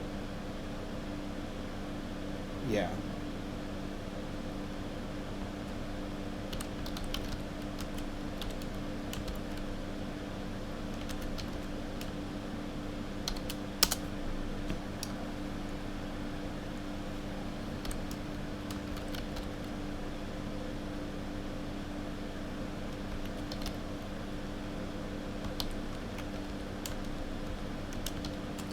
Wow, that's going to eat into my bottom line a lot. $116 a week in scaling loads and transflows.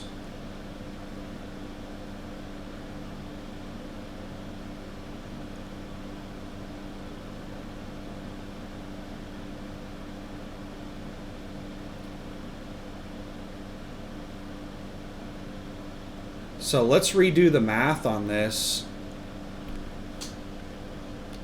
840. So the load pays $840, but I need to subtract $116. Man, that is fucking a lot. Okay, so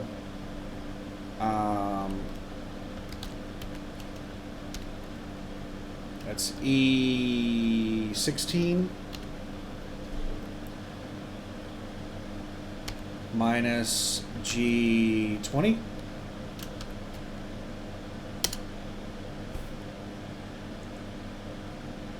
Oh.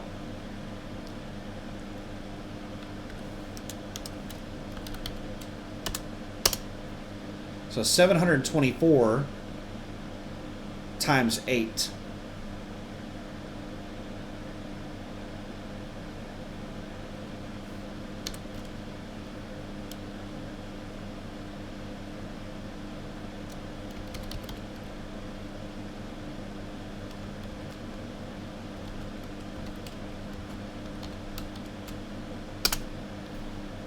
Okay, so 8 is going to be $57.92. Wow. Okay, so no. This is per week, not per load.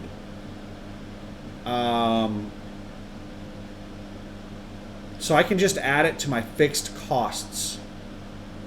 So instead of 200, I can do 316. There we go.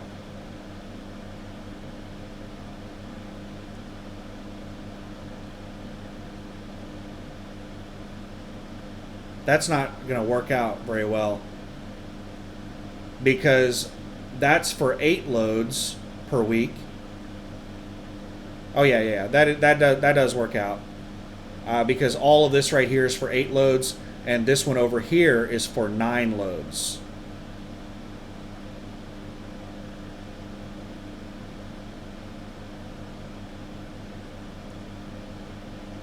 Because the amount of costs would change with the number of loads. So if I went to 9 loads right here, then it would be $130.50 per week instead of $116 per week.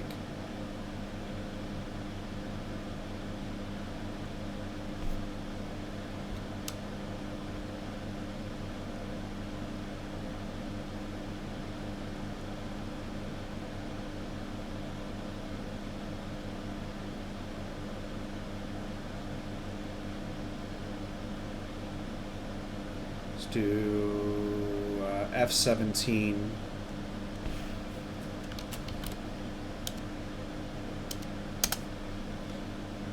Now I can delete this. And we just changed this one number and it changes everything. So 8 loads per week, 116, 57.92 is my total. That is not my total per week. I don't know why I keep doing that.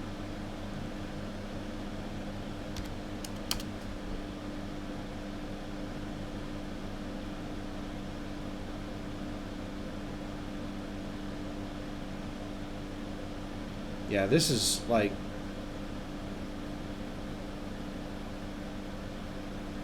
pointless.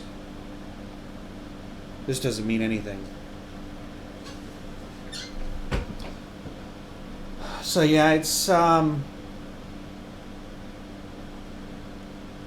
too bad. What I should do is break this down on a per load basis. Yeah, I could break all this down even further to make it to where it's more complex to set up, but it's simpler to view once you break it down even further. But in general, what it boils down to is I'm going to be spending out of that $6,720 gross per week. I'm going to have $116 to $130 of that's going to come out in scale tickets and TransFlow. So not a huge problem.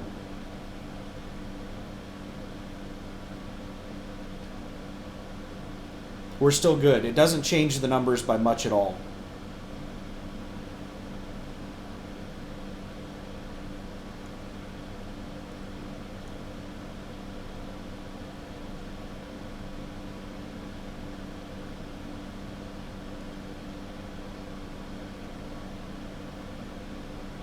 Yeah, this is looking pretty damn good.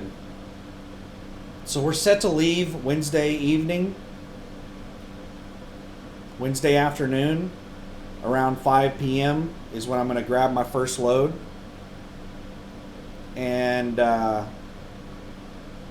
take off and start heading down to Dallas. I'll get down to Dallas probably around 8 o'clock at night, run back up to Oklahoma City, be back up to Oklahoma City or 8 or 9 o'clock down in Dallas, and then be back in Oklahoma City by like 1, and then I'll be able to make it almost all the way back to Dallas. If it's 217 miles, I should be able to go there, back, and all the way back in 3 trips pretty easy. I might even be able to go a little way back up. I'm going to have to get the exact addresses of all these places to figure out what I'm going to be able to do. That's what I'm going to have to do.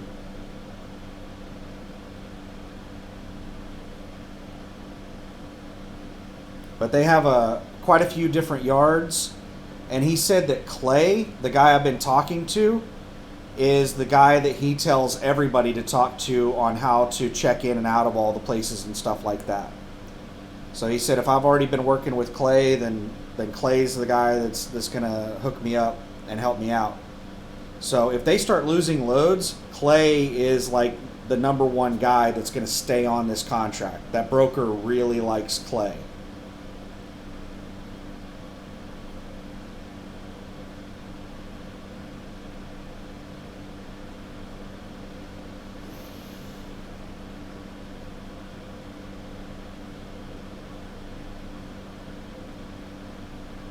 I don't know. I'm just going to have to keep thinking about this. I need to, now that I have a time frame of when I'm leaving the house, I need to get out and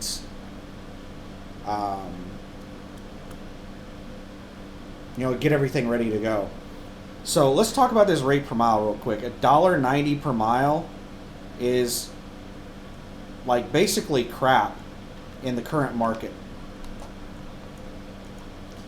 $1.90 per mile is like no good. I need to replace my mouse. It just double clicks instead of single clicks, and it's been doing that for a while. It is annoying as hell. I think I ruined it playing Diablo, just sitting there clicking like crazy. I think I ruined it, but I just haven't gotten around to getting a new mouse. So $1.90 per mile is kind of bad. In the current market, $1.90 per mile sucks, but that's all miles. And if I were to go out over the road and add in all of my miles loaded and empty, then I would still probably be running over $1.90 a mile. But I'm going to be doing a lot of empty miles. That's going to save on fuel. There's a lot of other things. Like, this is the thing about picking loads and deciding what to do, is that there's a lot of factors involved that affect your bottom line. How much free time you're going to have, how much profit you're going to make after all of your expenses, like how much wear and tear you're going to put on your vehicle. Just there's so many factors involved, and that's what I'm trying to do. Is I'm trying to figure out at the end of the day how much money am I going to make on this load. And we did the comparison. This is that load going out to Washington and back, $7,500 a week. Versus this one is $6,700 a week. But after all expenses, you're looking at $5,133 a week versus $4,843. $300 a week difference. Not much of a difference. It's very, very similar.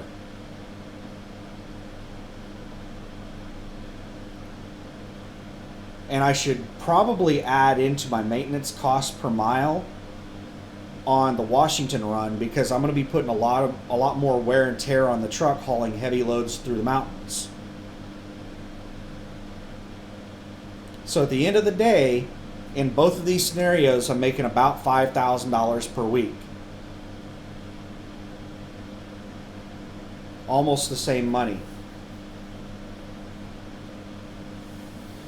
And I'm doing about the same amount of work.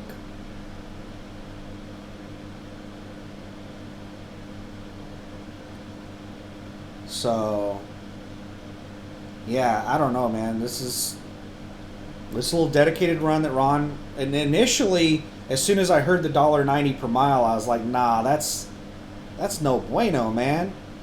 But now that I'm crunching the numbers on it, I'm going to be running really hard, but I'm going to be making some pretty damn good money. Could you make more money than this just pulling loads out over the road? Of course. But I don't like going into those areas that pay really well. Like the East. I don't like going into the East. I could probably make over 10 grand a week going out into the east.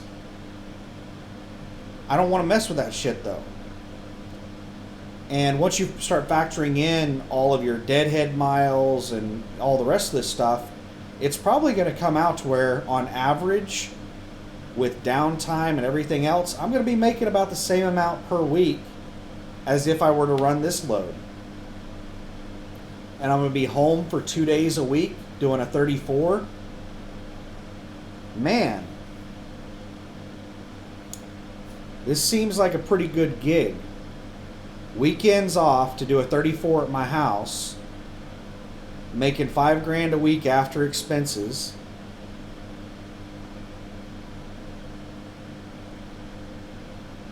$6,700 a week gross to the truck. That's pretty nice. The best week I had at USA Truck, I want to say, was like $7,400. My very last week at USA Truck, I think I was 1 day away from having a $9,000 week. If I would have been able to deliver the load like 1 day earlier, then I would have had like a $9,000 week. But I think my best week I ever had at USA Truck was like $7,400. I'm not sure about that though. I might have had an $8,000 or $9,000 a week. I would have to go back and double check things. But what I averaged over time was about $4,700 gross per week. And then after expenses, when fuel was cheap, I was making about $3,700 a week. But when fuel costs went up, that dropped quite a bit. And I was only making maybe $3,000 to $3,200 per week after expenses on average with USA Truck. So this is like $2,000 a week extra. $2,000 a week more than what I was making with USA Truck. From 3 grand a week after expenses to 5 grand a week, that's pretty damn nice.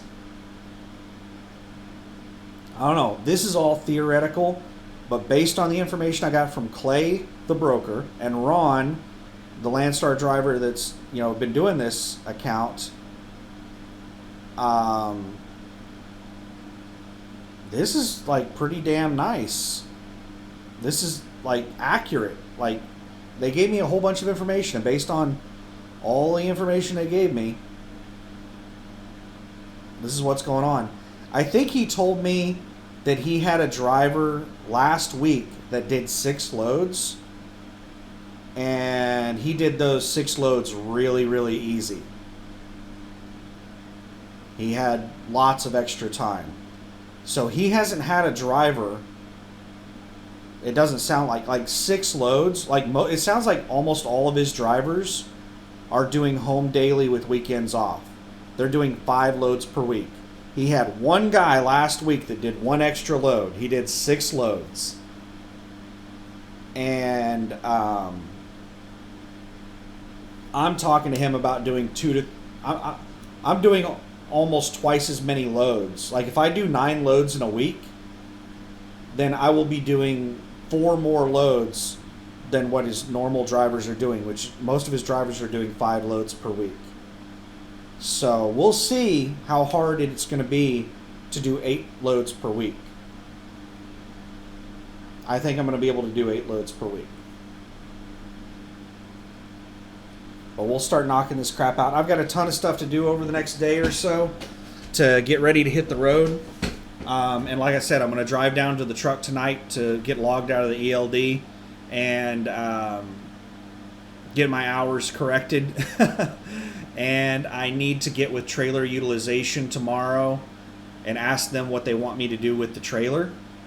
Because I'm going to be moving over to this dedicated account where I'm going to be hauling containers.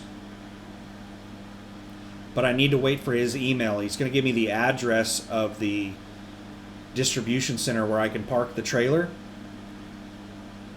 And he told me to tell trailer utilization that the broker I'm going to be hauling for also does loads with regular trailers and he's okay with me parking the trailer at such and such place, and he'll use it for, you know, other stuff or whatever.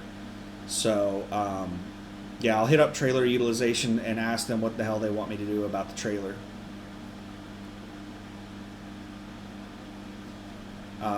You know, if they're okay with me just keeping the trailer, I don't have a problem with that. I'm paying for the parking spot anyway. It it's my truck is going to be parked there no matter what. So yeah,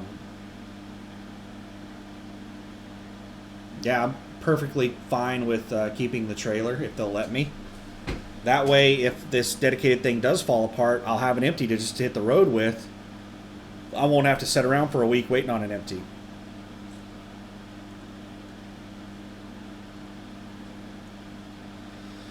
But yeah, this is the way that I make decisions.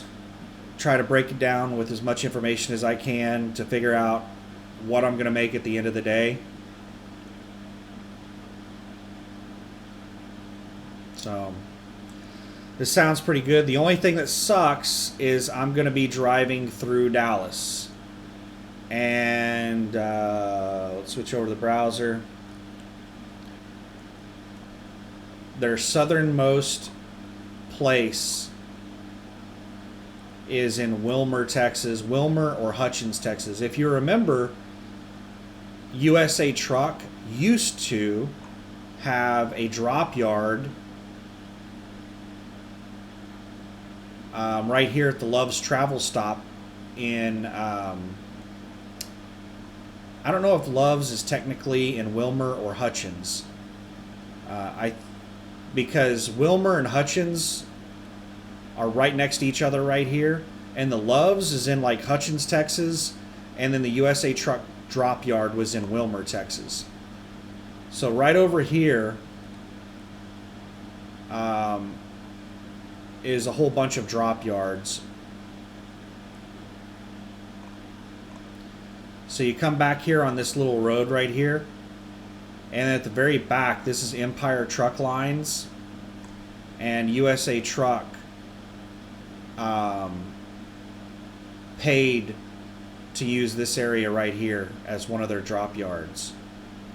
And then Love's Travel Stops right here. So when I was in training, this is where my trainer would leave the truck over the weekend, and then he would go to his house. He lived in Dallas. I don't know where in the hell he's parking the truck these days. Now that they shut down this drop yard. But what I would do is I would drive the truck up to the Love's truck stop, and I would grab a bobtail spot and just sit here at the Love's truck stop all weekend.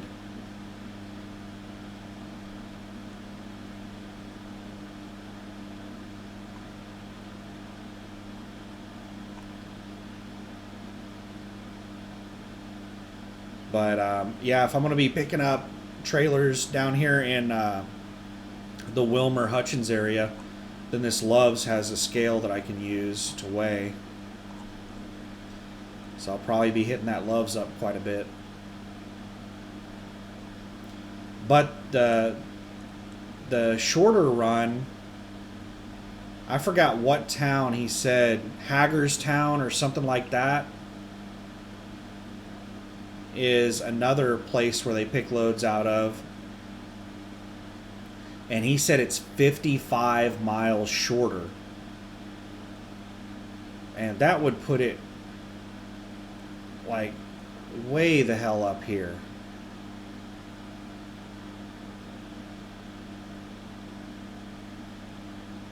I don't even know if it would still be in Texas. 55 miles from South Dallas to the state line.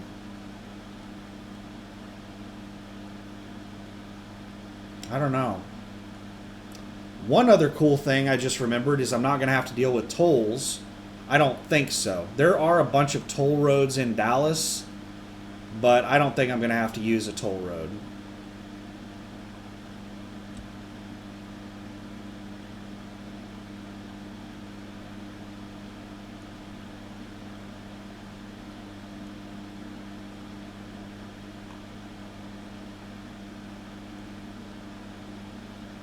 Yeah, this is going to be a pretty sweet run.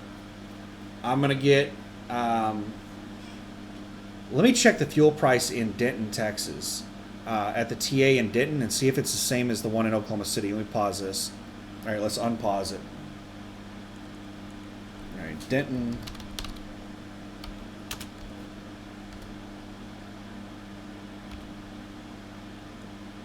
Oh, here's another thing. I don't want to do 300 miles. Let's do 25. Texas.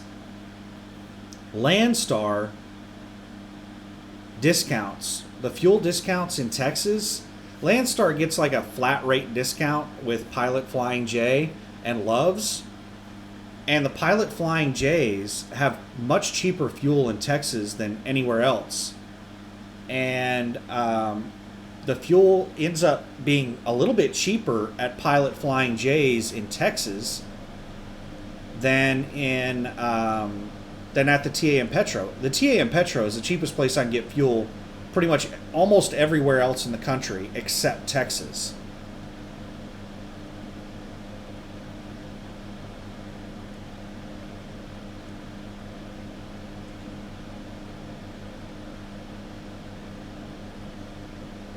Wow, $2.59 a gallon. Wait, I'm getting a variable discount at Flying J? Wow.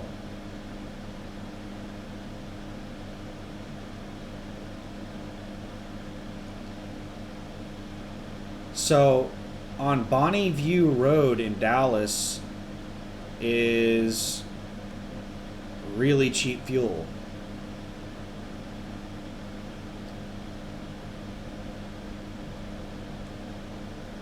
Is there a map? Is there a way to look at a map?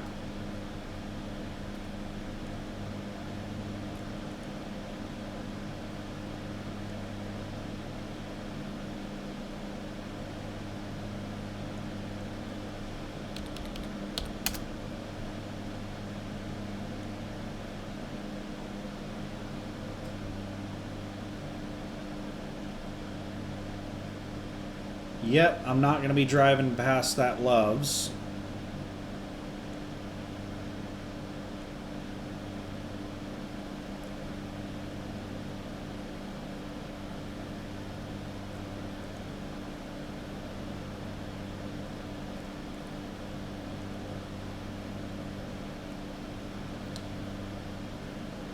So there's the TA and there's the Flying J. Oh, right there's the Loves. Yeah, I am going to be driving past that. So anytime I'm taking Loves down to the Wilmer place, I'm going to be driving past this. Damn. $2.59 a gallon. That's 6 cents a gallon cheaper than just about anywhere else. So I get the same price at the TA or the Flying J, right across the street from each other. So the TA in Denton, Texas is $2.66 a gallon.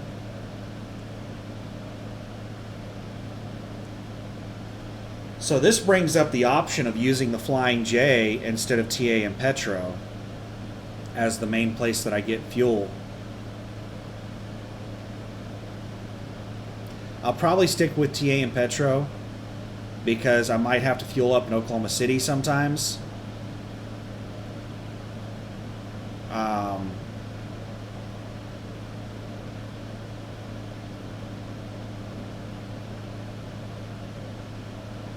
Yeah, I don't know, man.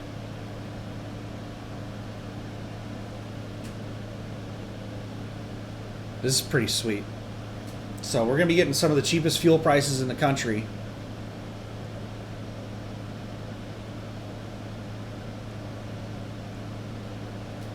Anyway, let me end the video. Otherwise, I'm just going to keep rambling and rambling and rambling. So thanks for watching. Have a good one. Bye.